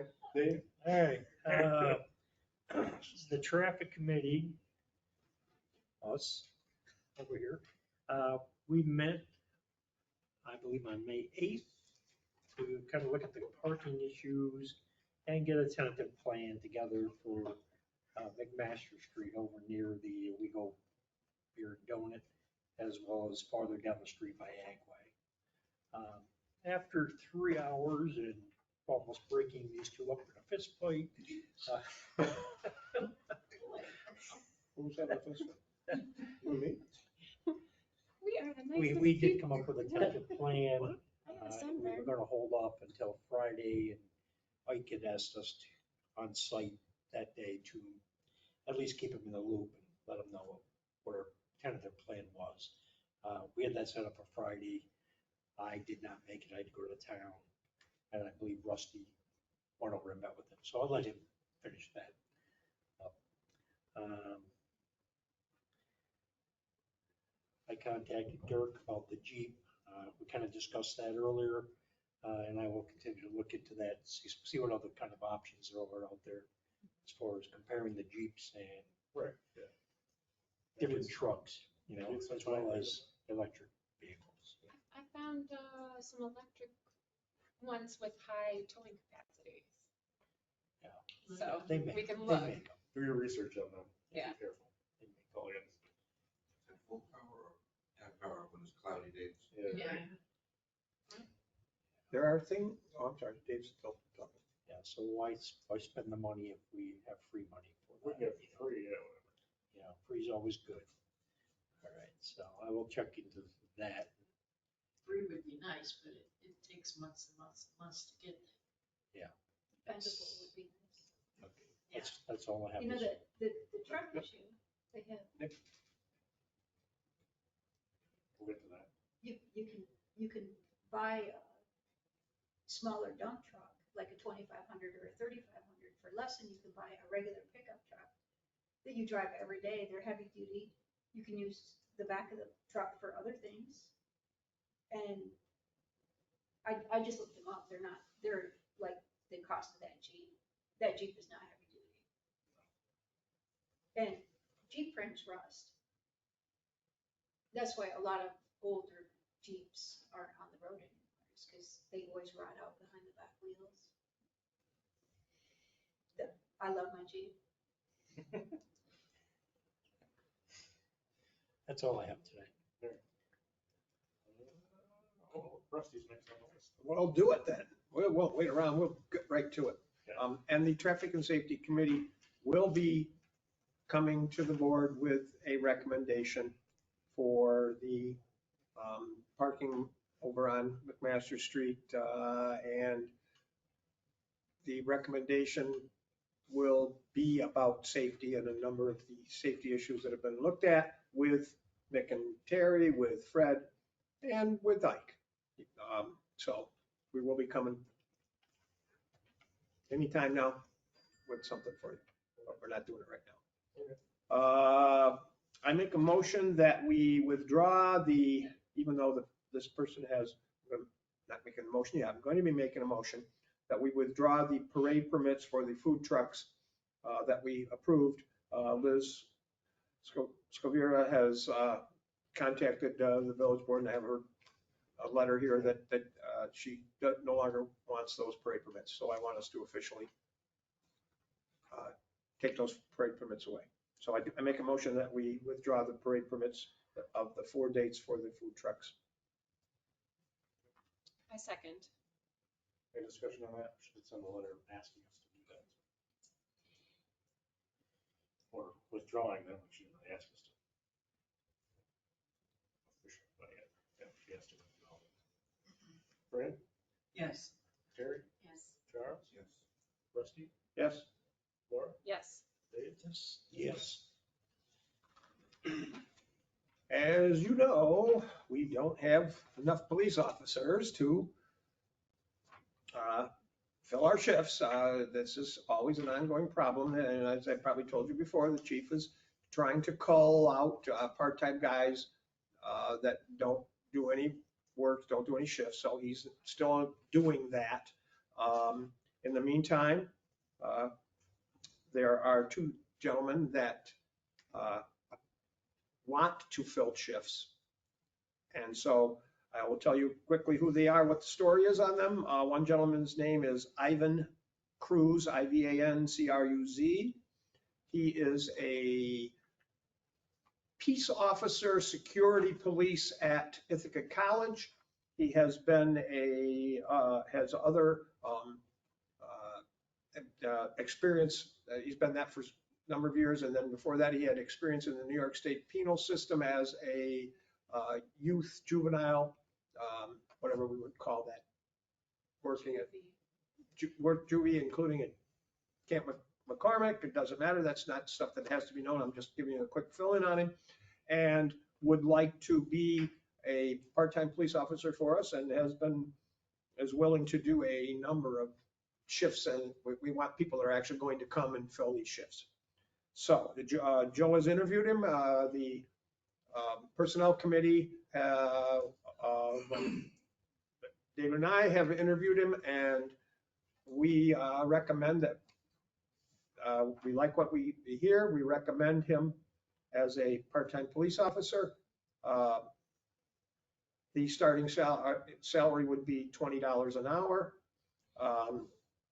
He is a couple of hours, he's been to the academy for peace officer status. He is a couple hours away, so he has a couple hours to finish to have police officer status. And then he has to do what they call FTO, field training, whatever. So he will be starting at $20 an hour. He will have to do the FTO before he's certified to be on the road police officer, but he already has that stuff. So I'm going to make a motion that we hire part-time Ivan Cruz at $20 an hour, police, part-time police, and let me think, starting date at, immediately at chief's discretion.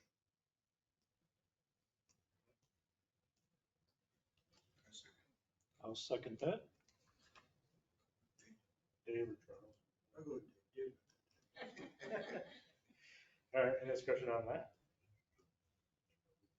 Brian? Yes. Terry? Charles? Yes. Rusty? Yes. Laura? I didn't get to pre-knowledge of his name, so I could like look him up. So you could look him up on the First. Google because Yeah. we didn't have the best state investigator in the county. I'm talking in the middle of your vote, but you talked in the middle of your vote. I always like to look them up, so I'll abstain because I didn't have pre-knowledge. Dave? Yes. And yes.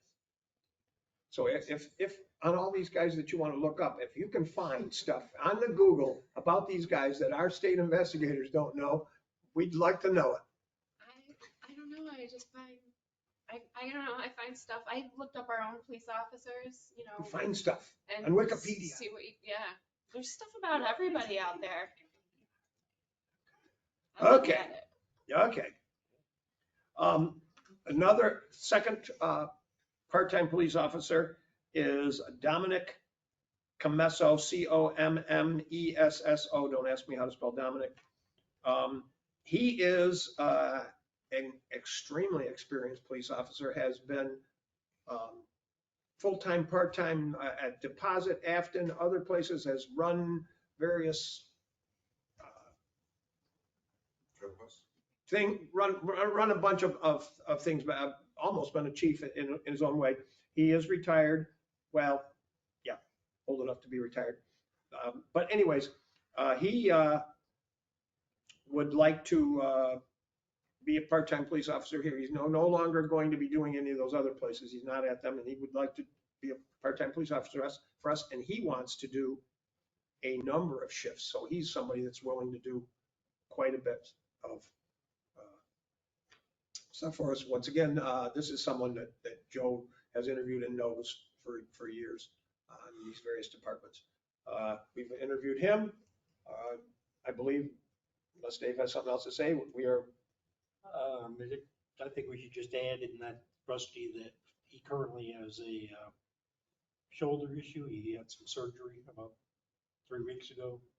Yes, so he can't start today, but he can actually do some things. He can't, Dave, I'm sorry, yeah. Right.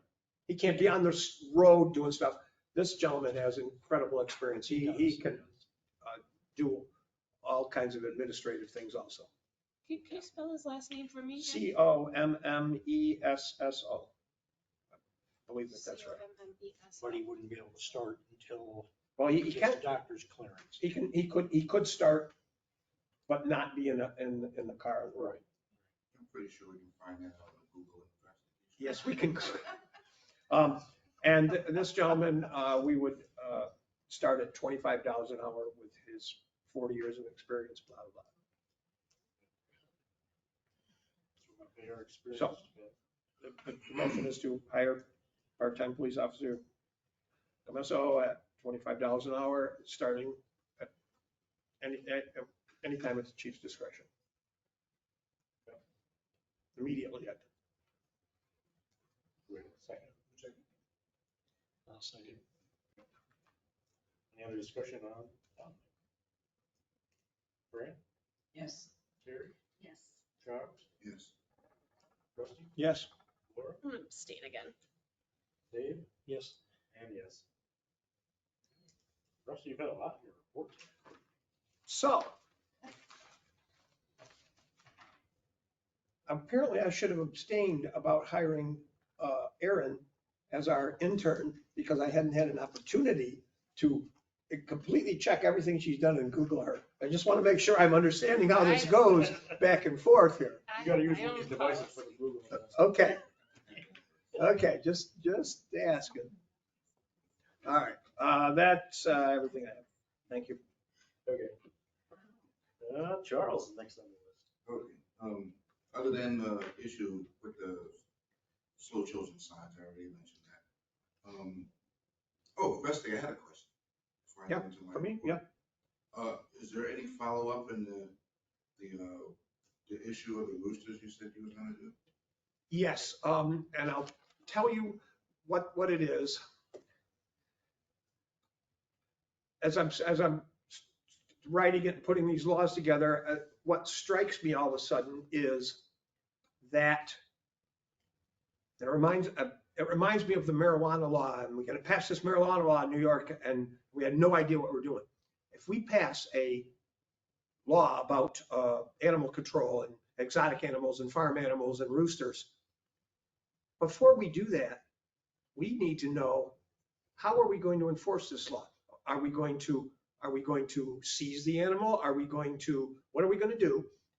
We don't have an animal control officer. We don't have vehicle to put them in. We have no place to, how are we going to make this go? So I was just thinking, before we say, oh yeah, we got this law, we kind of might want to know what we're going to do. That was my take on this. So somebody's got a rooster. What are we going to do? Chicken fingers? No, I'm just, yeah. So we, Well, yeah, and I want to do it. Give them a warning, let them know that this is because I thought we were gonna only tackle what was the noise control thing. No, we're going to make the We go across roosters. the board, exotic animals, everybody's gonna snake. We were going to make roosters in our animal control. You can't have roosters in the village of Owego. Wasn't going to be that you can't have roosters, don't make a noise. You can't, just as the other things that we were going to do. You can't have giraffes, you can't have alligators, you can't have these and that, and we can't have roosters. But we do need to know what we're going to do about it. Yeah, I mean, because the law, yeah, we just do.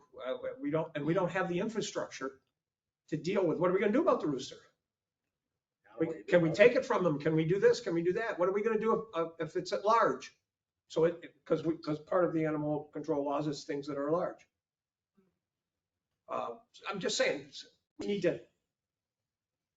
to know this stuff, because I don't like us making a law where we have no idea what we're going to do. Law's no good if it's not. If we don't know what we're going to do. I figured. About the Yeah, rooster? It'll be up to them to be able to figure out what they're gonna do. Dispose of the rooster? Yeah, Whichever, give it to a farm, or I don't know. yeah. I mean, we only tackled one issue. You could give them a ticket, right? Right. Or a warning first, let them know that this is coming, this is gonna be there, and give them an opportunity to make provisions for the roosters. Well, the warning thing would generally be, this law will take effect in this period of time. If you have roosters, you're going to need to take care of the roosters in this length of time. Yeah, that rather than a warning, it would be kind of like with the storage containers. You got 60 days after the passing of this law or whenever much we decided to do something about this. See, the storage containers didn't make noise. Roosters make noise. As far as what, like, how do you, Like I said, I mean, it's coming down. I mean, I get asked about this every other day. as far as what do you do, like, I would say we find, like, so if you, let's say you have a rooster, we pass the law, you get 30 days, or whatever, get rid of your roosters. If you don't, you still have a rooster and somebody turns you in, maybe you get fined every day that you still have the rooster. Yeah. Because I mean, we're not gonna build a pen out here for roosters. Yeah, that's what I said. This is, we have no enforcement. KFC Fine's a little higher. You Yeah. get another complaint, the Maybe fine's a it's little higher.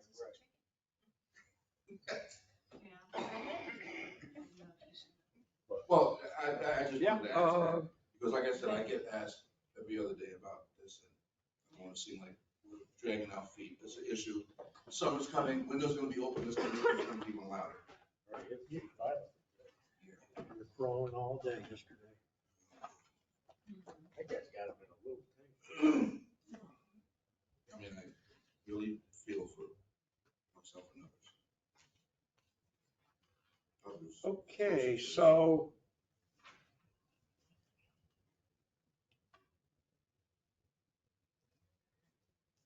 All right.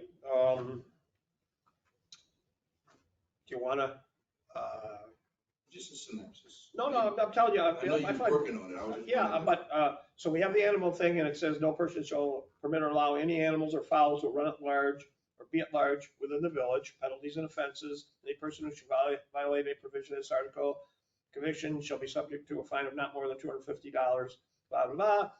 That's the general, that is the entire animal control other than a section of dogs. Would you like to add to that, 81, 82, 3?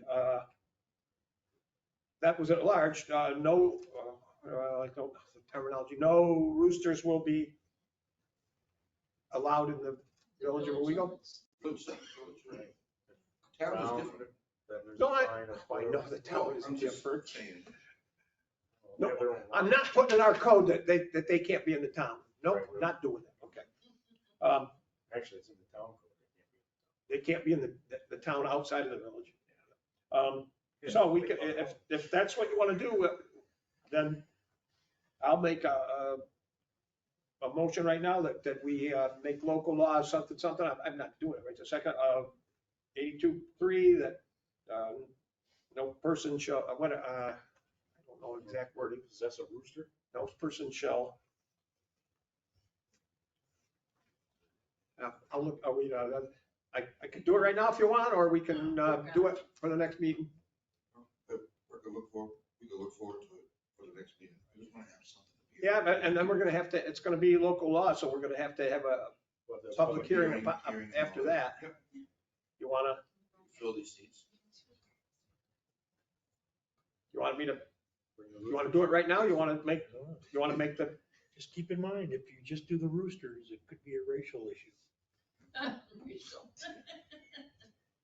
Well, there are people who want us to Dave, Yeah. that's a gender issue. Gender, yes. Yes, sexism. Roosters identified as chickens. So, I mean, we can say it right now, we can say, we'll make a local law, blah, blah, blah, or do you wanna wait? I know that the people who hate them don't wanna wait another 10 minutes. Right. Not Yeah, hate them, but other are being things. annoyed by them. Right, yeah. Are they so bad here because of the streetlights? I don't know. Because usually aren't they quiet at night? No. They're all the damn day. They're all. We used to have chickens and roosters, and our roosters weren't loud, but we lived in the country. They must have alarm clocks.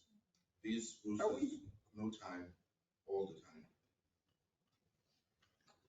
So what are we gonna do? Which way you wanna do? You wanna have a public hearing next? We could schedule a public hearing and then we just. Well, if we do the Between now and public then, hearing, we have to have the law ready. Yeah, you'd also have to put in there, if chicks are hatched, you don't know if they're roosters or chicks until they're big enough, a little bit older. And then at that point, once you know what you have, if you do have roosters, they have to be adopted out within so much time, removed from the village. We ain't doing this tonight. Next time. Dave knows more about roosters than we do. Okay, all right, moving along. But let's figure something out, so next time we have something scheduled. We noticed, if you notice going through town, the Owego sign is being refurbished. These guys are awesome. Steve Whitman, he's one half of a team. You mean the mural on Newberry? The mural, Yeah. yeah, Oh, mural. the mural, Oh, yeah, great. the Owego sign, I call it the Owego That's the sign. He's working on it with Bruce. He's awesome. He's worked on movie sets, actually. King Kong, he's done painting, Lord of the Rings, 10,000 BC. If you ever seen those movies, he's worked on those movie sets. Done over 250 murals, to be exact, 45 years experience. So if you go by and you see him up there on that scaffolding, just give him a toot, don't scare him off of that thing. But just give him a shout out. Good job.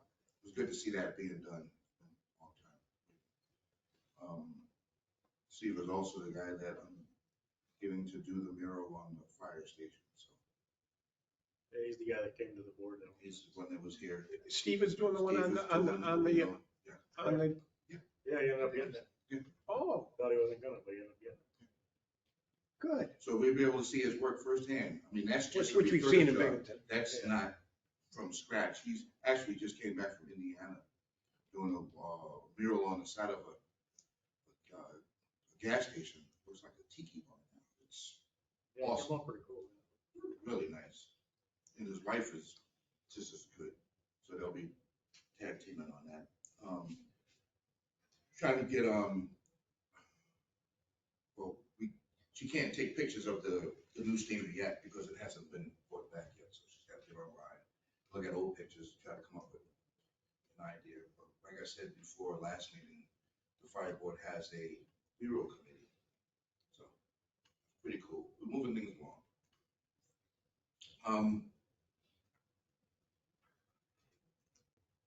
And that's what I got to say about that. Yeah, you're good? Mike, can I say something quick about Yeah. murals? A number of folks, myself included, have been looking at the fire station again. And there is, at least from everybody I've talked to, thinks that the mural on the side of the fire station, the way that we have the brick there and the way we have that diamond there in the middle is not the place for a mural. The doors are the place for the mural. We already established that. Well, I thought you were He still was at talking. that meeting. I thought you were still, did you just tell these people? I thought you were talking about being on the He was at side. that meeting. We're gonna do the front doors. Did you tell these folks They that? all know. Okay, We're back at the doors. okay, Yeah, the doors are back in. all right. So the concept, in case you missed that, one side is gonna, project the old.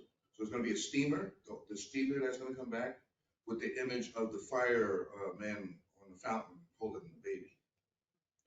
Versus the new truck, and gotta figure out if somebody wants to pose as a fireman, holding a dog or baby. Old and new, same thing. you Maybe know. a rooster. They got. Yes. Oh, what a rooster. Surrounded by various animals. Alligator, giraffe. So that's the concept. Rooster with the axe ready to go. Or the rooster with his head off and the axe. Yeah. That fire department mask. Okay, thanks. I just wanted to follow up on. Cool. You guys good? Laura. next one. All right, I don't have that room. I have a report I'm gonna email. Parking Safety Committee, Traffic Safety Committee, we met, on the 8th. And then, Rusty and I met with Julie Knight Lovelace on the 10th because they asked. One thing they expressed, is if we make changes, then how that, just to think about how it affects how those effects in parking might change the residential householders who are on the smaller adjacent streets, like in their driveways and navigation patterns. So like Adeline, West, Delphine, and Talcott streets. So if some parking is taken away somewhere, how will it affect where they end up parking in another space? So it's like all just like that we're taking all these things into consideration when we're talking. The Climate Smart Communities Task Force met Friday, the 17th. We were joined by Aaron Zipman, who we just hired the intern, and Adam Flint, who's from Nest. So I've included what Nest is. It's a network for a sustainable tomorrow. They work with Tioga, Broome, Delaware, and Shenango counties, but this will be their first in working with Tioga County. And so they've already got these systems set up. And so it like helps us to not start from scratch. Christopher Depp from Waterman Conservation Education Center joined us, and they're offering to help with more outreach activities at the center, and then also like in the village, especially like Brick Pond is one of their properties that they hold. Education about green infrastructure, like green roofs and pervious pavements, like they're installing some of that in parking areas on their other properties, like at the IBM Glen. So they can just help us learn more about that. And they have ideas for how we can reuse some of our flood properties, that we could put like fruit and nut trees for the public. And so it's just like some cool ideas that we can use. The village needs to organize getting a grant to hire somebody to do a new comprehensive plan. That's something that municipalities usually do every 5 to 10 years or so. And we had our last one, it was like 2013. So I thought you said that was just the economic plan, that wasn't the full comprehensive plan. I read the economic financial one, and I'm not sure if there's two or if that's the right one, but I read the old one over again the other day. So comp plans are estimated to cost nowadays $175,000 to $250,000. So what we can do is we could apply for and obtain like a grant from the Department of State to hire a consultant to do it for us. And those grants typically cover 80 to 90% of the cost. So we would just need to organize now to try to get a grant to hire somebody to help us do a new comprehensive plan. And there's just a lot of work to do it, but the task force can help us organize, to get a new plan. So we just need to pay in mind that like we need to organize having money so we can do these things that we're, the things that we're supposed to do. The climate energy communities, that's the one where we have the grants with the 90K and then the 150K that we're going for. The 90K we have set rolling, so we need to spend that money or show how we're going to spend that money. And then pretty soon, like next week, I'll have enough stuff submitted so we can apply for the 150K for 90 Temple Street improvements, for energy improvements there for the building. So that's like insulation, fixing the windows. So CEC scoping meeting is going to be organized possibly this week. And so that'll be what we're going to do with the CEC intern and the nest coordination. They're going to have a booth at the Strawberry Festival, and we'll have a table there. The Future Farmers of America from Owego School District, they're going to be collecting the recycling and the returnables again this year at the Strawberry Fest. Last year, we started that program with Ellen Pratt, who's a sustainability manager for Owego County. Last year, we had 10 recycling bins. This year, they've grown substantially. They have 40 bins now. And the county has this online program. So it's the Borrow a Bin program, and you can borrow them. There's 40 of them now for any events in the county, large or small. So like the fair and any other events, people can use these. And so we'll have one for each garbage can this year at the Strawberry Fest. And the Future Farmers of America, they make a good amount of money from the returnables for doing it. So that's why they're working with us again. That whole thing just blows my mind because the county canceled the recycling and put it on all the people. And now they have, whatever. Yeah, but that's like paying for stuff versus, the sort of like do good stuff. They canceled the garbage and recycling stuff, Make right? us pay for it all now. Yeah. So for all the work on the task force, we we earned enough points to level up to the Climate Smart Communities Bronze certification. But most likely Friday, we'll see it get posted and the announcement be put up. But we've technically got, we've earned enough points. So we'll see it get posted. Still need to have the solar permit application be set up on our website, and I still need to come in and finish up collecting information for the fleet inventory. There's one fleet inventory I did, right? And then we sent it in for the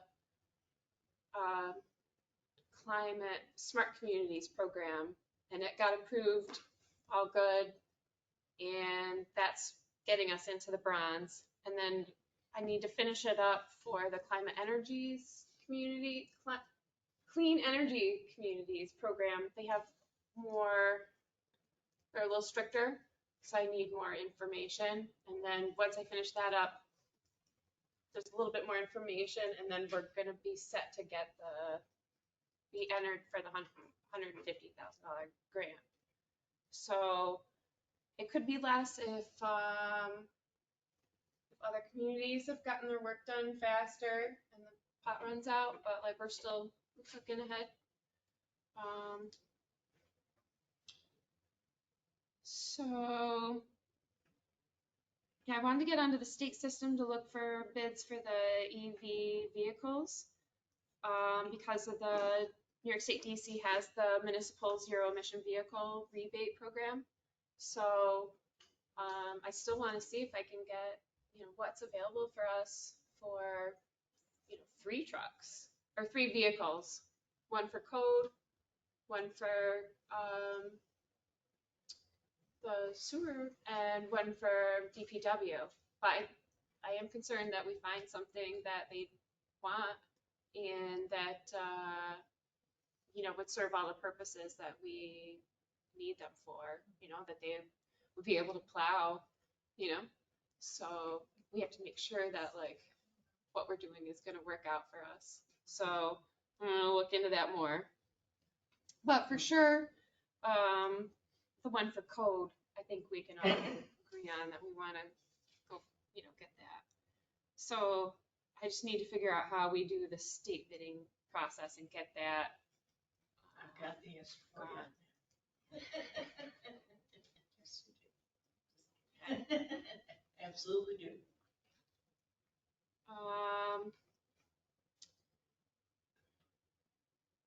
Then I'm going to be attending green infrastructure training with a local site visit. It's tomorrow. And I guess I sent it out to a couple other people who might be interested, I thought. So it's Southern Tier 8 and the Broome Tioga Stormwater Coalition. So it's training for local leaders and municipal staff to learn about green infrastructure and how to maintain practices for their best functionality. And Friday, I'm going to meet with the Tioga County Historical Society Museum people. They're interested in restarting their expansion project for their building and collections with the DRI. So I think they're just looking for like what can they do with their picking up their project again. I think they put it down for a while and now they want to pick it up and see if they can restart it. So just see. I think they gave up their They money. turned away their money. Yeah, they turned away the money. Scott McDonald. Yeah. Well, there's a new director and they've called this meeting and so we'll see. Just want to see like what they. They gave the money back, but the state gave it out. Okay. So we'll have to see if there's no money to talk about or what. But there isn't. Okay. And then Cadmus is scheduling for an audit of the wastewater treatment plant. So that's a free ASHRAE audit. So it's worth a good amount of money. The one at the police station was like $5,000. This one is also going to be free for us, but I guess it's worth a little bit more because of the site specific of a wastewater treatment plant. And so that's gonna be, it's like a 1-day visit, about 6 hours on site.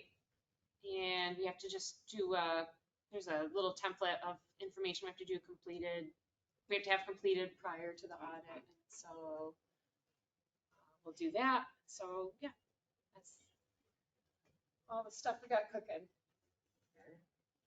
Oh, I did receive something from a resident up in the Halsted development about the swings on the park. Yes. Like there's some just sort of like care needed on some of the playground equipment. And so like I think it's just sort of like stuff that we could see about just getting like small replacement parts, because like it's just like scratchy stuff on the swings and stuff like that, and a little bit of complaints about peeling paint, but it's not I think it's like the other gear slides and equipment. I don't think it's like paint. Right. Oh, I can go up and test it too, because I have this test swap. They're really easy to use. I sent that note to Fred too, so he was gonna look into the issue. Okay. I agree. Thanks. Along that lines, I was thinking today actually, so normally we do our yearly like cleanup thing at Martin Park. But since Martin Park's under construction, maybe we should do like the Halsted Park, since we never do anything. Or all the parks? Anyway, off topic. Is that something we might be able to farm out to the sheriff's department and have, like they did at the tunnel over there? Maybe, usually I just organize it, like do whatever. Just have the cons come out, I've- repaint, clean up and sand. We can try that. Normally I just get whatever people show up to break and put down mulch and whatever. All right. But not a bad idea, Mike, because we don't do, because Across the River isn't part of the village and we don't do anything for them. Right, we never do over It there. might be nice to Yeah. actually work on that part. Terry? Okay, I went to the NICOM conference with Fran. It was really interesting, learning so many things. In fact, I felt like my head was just like overwhelmed, but very good. And I've been going through things, and I actually came in early and asked Charles and another gentleman here some questions about the fire department, and got some great answers, so thank you very much. Cool. You know, so I reviewed the OSHA standards. I met with one of the local firemen volunteers to the Mountain View and Maple Shade trailer parks, because they had some difficulty when they went one night for on fire call for a fire. They couldn't find the right unit, and the maps have been kind of outdated and changed. So we've actually mapped the whole thing. So those will be available to the fire board tomorrow night. Meetings. It took us a while, but it worked out. We also met the custodian at Mountain View. He was really nice and kind of gave us some clues on different things that have changed too. So just because it's really hard, like it's not at a sequential order like you'd expect. And for the firemen to get there in a timely manner, that's kind of a crazy thing. Who knew, right? You'd expect them to kind of be running in the right numbers, but nothing like that, so. We get that same stuff to the EMS too. Actually, I'm sure we would love to share that, because that would probably be helpful, and it was really confusing. Like, we spent like about an hour and a half walking around that area, and, you know, like looking at each one. EMS goes there about 6 times a day, so. Absolutely, I will let him know. Okay. And tomorrow I have Thursday I have a webinar on housing and historic preservation. Cool. That's through like SHPO and such like that. That's it. Right. Yeah, I went to meetings on the infrastructure bill. There's money coming from the federal government that the villages can apply directly to the federal government. NICOM is having training courses. I made some copies here. I bugged Mike for days about, he got us signed up for this. I think so. It was very confusing, but I think so. So we'll have to find out exactly how to do it, but, okay, there's 6 different programs here. One for bridge investment program. I mean, that might, I don't know if that would work over there sewer department. Reconnecting communities and neighborhoods, we don't need that, but there's one on brownfields, which, we could get that grant money for spit. And if we wanna do anything over here, clean up, contaminated soil. There's one on combined railroad crossing, consolidated rail infrastructure and safety improvements, which is exactly what we need for the flats. It could include using grant money to improve and install protective devices, signals, and signs, improve safety and conduct environmental audits of projects. Play into what I have to say. And there's one on solid waste infrastructure. I don't know if we want to get into that. But there's another one on clean heavy duty vehicle program.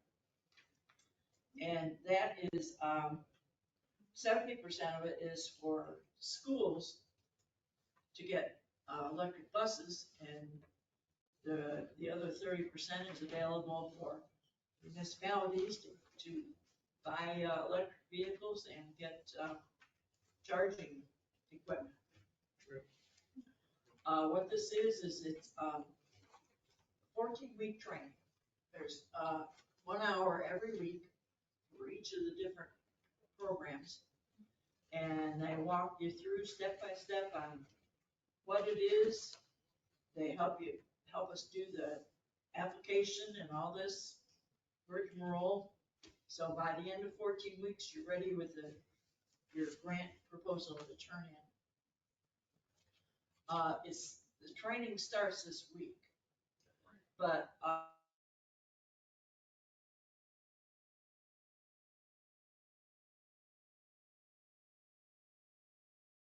originally happens, it's also recorded. So if we miss a week or two, we can go back and view it.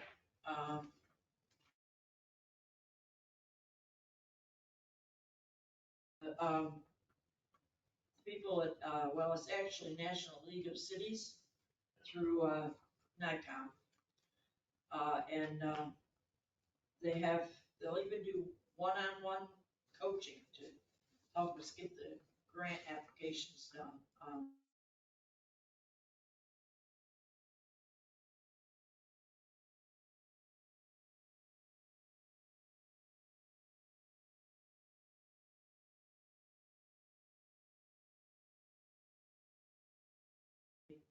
Source for FEMA, good information. So,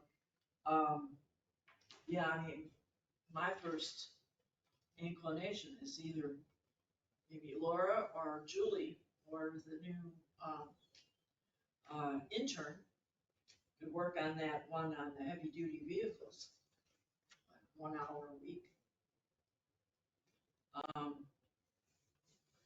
I don't know if anybody else would be interested in doing the course on the railroad infrastructure and safety. And like I said, I think we should check into the brownfields too. I mean, what would be ideal is for the programs that we want to do, have different people do them. So it's not up to 1 or 2 people to put all these grants together, etc. Yes, I have copies, and I had sent the information to Mike so he could get us signed up for it. Because it had to be done before this week. We had to sign up before this week. Yeah, I think I signed up. It was confusing. I asked you all kinds of questions when you signed up about it. Yeah. The mayor, so. Yeah. This is good. You want to see one? Even though it closed on the 15th, there'll be a special window open till the 19th. Yeah. That was, he had to get it done. He got it done this weekend. Yep. I can see that. Okay. Now we just have to get the people doing the training. about a 6-page long thing to sign up. Yeah, I'm sure you're gonna have to have a special sign-in code or whatever. It hasn't emailed me anything yet, so I will. It's actually through the National League of Cities, which was another confusion. It kept asking me what city you were with. Well, Just kept putting in NICOM is handling it for us. Yeah.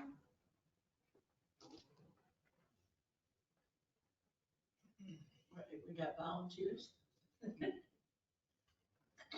Oh, I didn't, did you get to see it? Oh, I got it. Yeah. Yeah. So I when, mean, I would assume you could even come here and use yeah, I'm sure. the computer to do the training. Somebody have to log you in, but yeah. So when I get more information about it in my email, I'll pass it along. Should be soon, I would think. Yeah, because like I said, it's already starting this week. Yeah. So we'll have a little catch up to do. But as long as they help us step by step to do the grant. And it does include, we are a distressed government.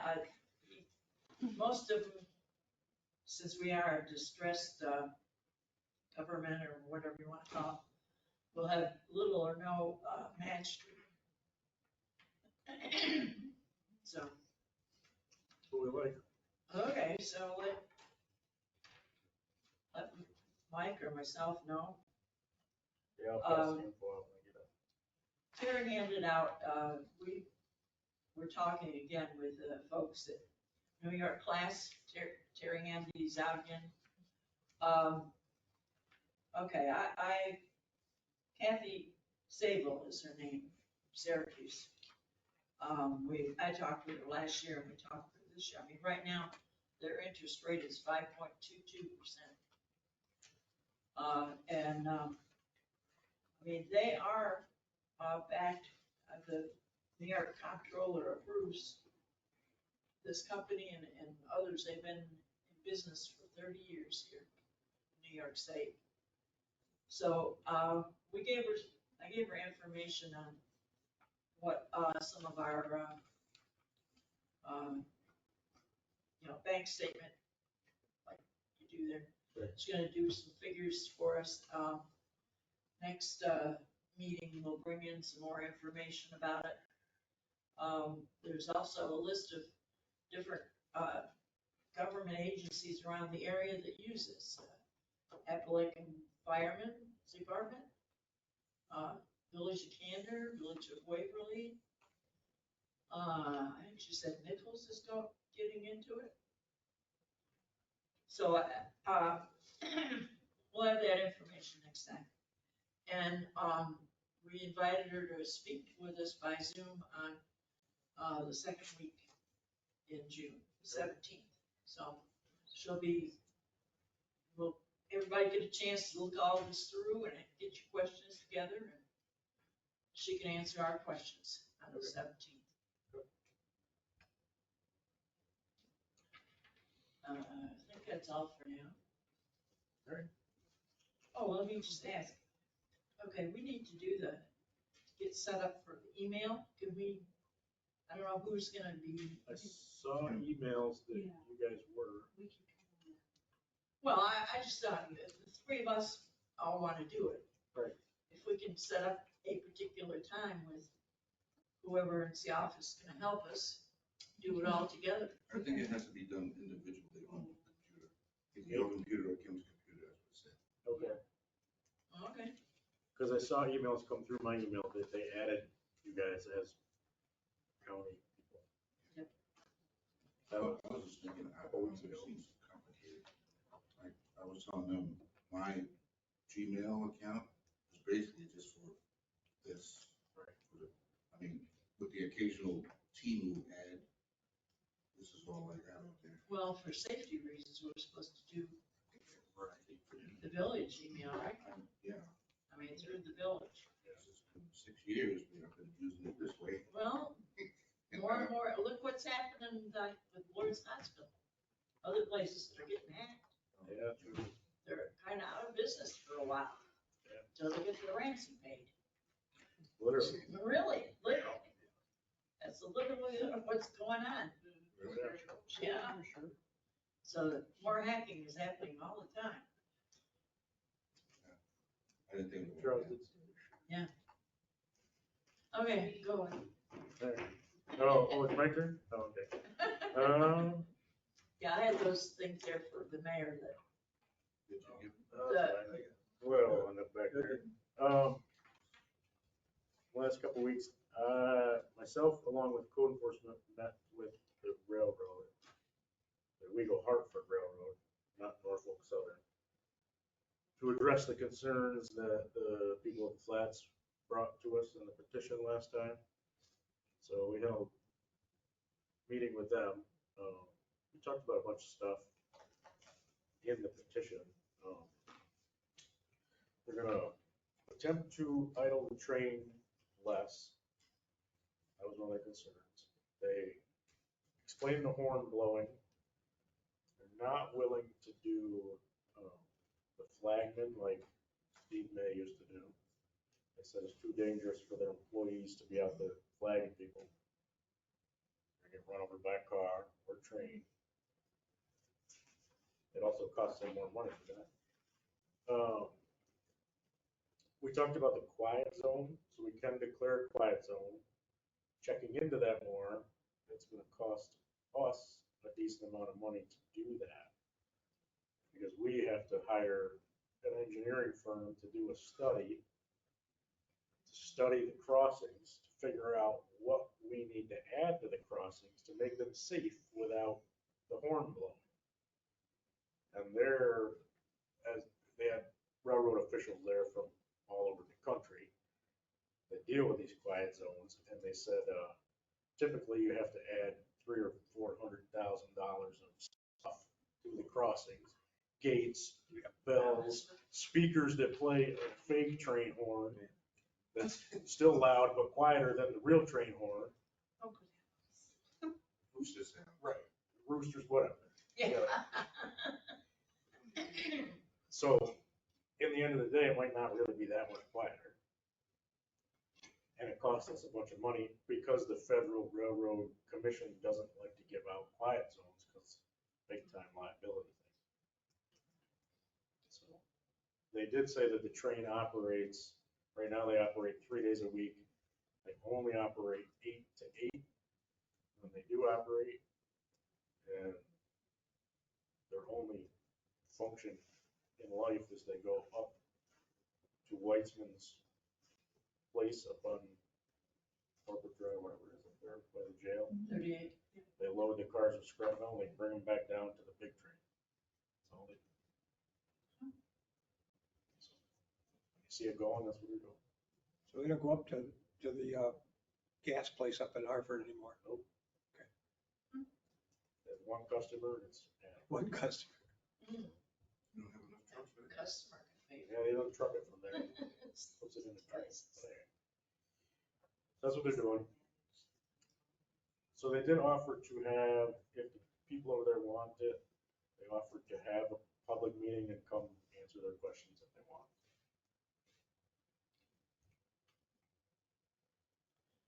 I know that one day we were up there and the train came by and the engineer was facing towards the back of the train and the train was heading this way. He's blowing the horn. If there was anybody stuck on the tracks, they wouldn't have seen him anyway. Right. He still would have hit him Probably. because he was facing the opposite way. Wasn't even Yeah. watching where he was going. Sometimes they push the train instead of pull the train, depending which direction it's going. They do that with the big train too. Another train. Mike, I mean, maybe they could wait until after school buses stop running before they start in the morning. They were 8 to Well, 8. I'll tell you, I had trouble a couple months ago. Almost got hit either by the train or by a car. I was trying to cross the tracks there at George Street. And it was that early, it was 8 o'clock in the morning. Cars are crossing down onto George Street, bringing the kids, buses, and here comes the train. Yep. I'm sitting on the tracks. Yeah, don't park I on the blew track. my horn. People, you better let me get out of here. Don't park on the tracks. in general. Could have been on YouTube. Stop on the track. The good thing is that train, they told us that train only goes between 5 and 10 miles an hour. So wrong is slow. Slowly. Very slow. East down the list. Office hours. So anyway, so that's the deal with the train.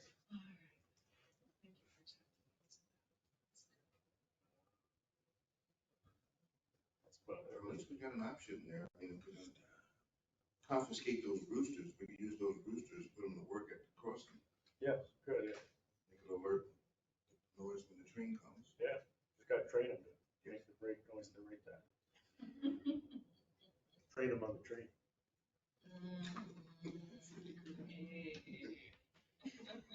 Anyway, that's all I got. Public comment. Oh. Okay, so you have a code book. I do? Is that the same code book that is on the phone? Yes. So, really? I don't know. Just keep with them. Well, what How, else? how often does that get updated? The online, Yeah. every time we do. Where would I find the flood mitigation stuff? Should be. Well, it's being done at county level right now, right? Well, no, we have flood damage prevention now, which should be in our. Oh, is there flood damage prevention? Okay. So that's what I look up, prevention. Flood damage prevention. I forget which chapter. I printed out a bunch of stuff, but it really doesn't explain anything. Chapter 117. Does it explain anything? Start from the top. It'll say what the purpose of the law of the section is and stuff. It's legal stuff, so probably not, Not understand. you know, lawyer to understand it probably. Yeah, you gotta start from the top in that section to understand the whole of it. Flood damage and prevention.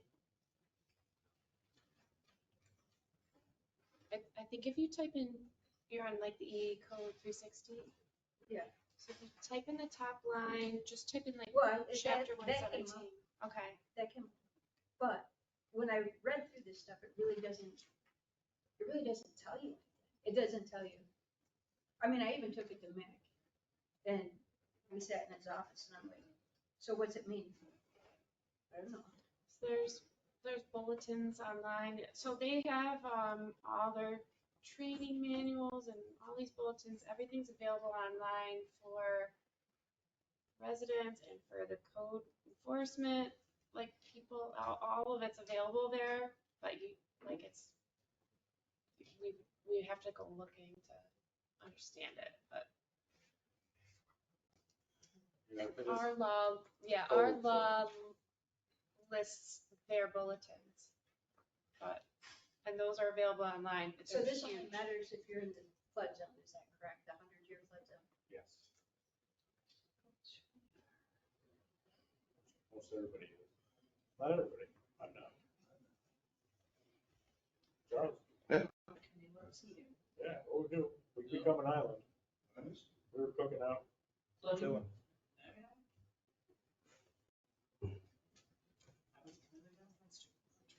Just walk the tracks over to Bring his your boat house. up, then you gotta. No, that was just my question, if that was the only thing that chapter there, because I printed that all out and it didn't Everybody's cemetery, not a flood. help us with it. That's right. Which that's Oh, where the yeah, I water got comes something from. to say. Right. Flood damage prevention. I got something to say. I've been This quiet law, the last I mean, few meetings. I've All right, good. In the No. 70s. That- so I you don't still have to want to see just something reason done about Page Street and make it a one-way or doing something. Because, I as I agree. said, you got all those kids out there trying to drive down through there still. Yes. And it's the same thing. They fly up and down that street. Yep. I don't know how Around many that times when corner. I've gone to back out of my driveway, they come off the Temple Street. They don't even stop at the stop sign. And I don't know when the last time was I saw an OPD car come down the street. It's because they're going so fast you can't see it. Yeah. They should come down the street a lot to get back to the station. Yeah. Just saying. I don't see them that often. I can tell you where I see them all the time, but I'll keep that for later. Okay. The other thing, these contractors, or whatever, doing the work down on Haven Arrest there, at the church, Yeah. did they get permission to leave that trailer out in front of the building all night long from the village in a parking space? Where? North Avenue? North Avenue, Lynn's yeah. old Lynn's drugstore. I don't know. I mean, They got that trailer, it's been parked out there all day, all night in a parking space. Until last Wednesday, when we had to physically move it so I could get my truck out. I got the parking space, but I was right up close to that. Then somebody came in and parked right on the front of my truck, I couldn't get out. Like a quick I had question. a couple of guys move it for me. So when somebody's going to do some construction and they say downtown, what is the process for them? It's just a quick, I don't want a long thing, about how do they get to leave stuff out there? What's the deal? usually through code and like, that's a state roads or DOT. They would have had to get some building permit or permission or something to do that kind of stuff. They're also not cleaning up their nails and stuff out there. That's a bigger issue. I know, this past weekend, Steve, doing the mural, they had that lift. They had to bring that lift on a trailer. And he had called me and asked me if he could leave it here, where, actually the space that he's parked in right now, parked it there. I called you first. I called Fred, and I called Kennedy, and I called Jeff Winchell. I got a hold of him. Then Kennedy called me back and I asked him, I let them know that it was gonna be here. It was a judgment call.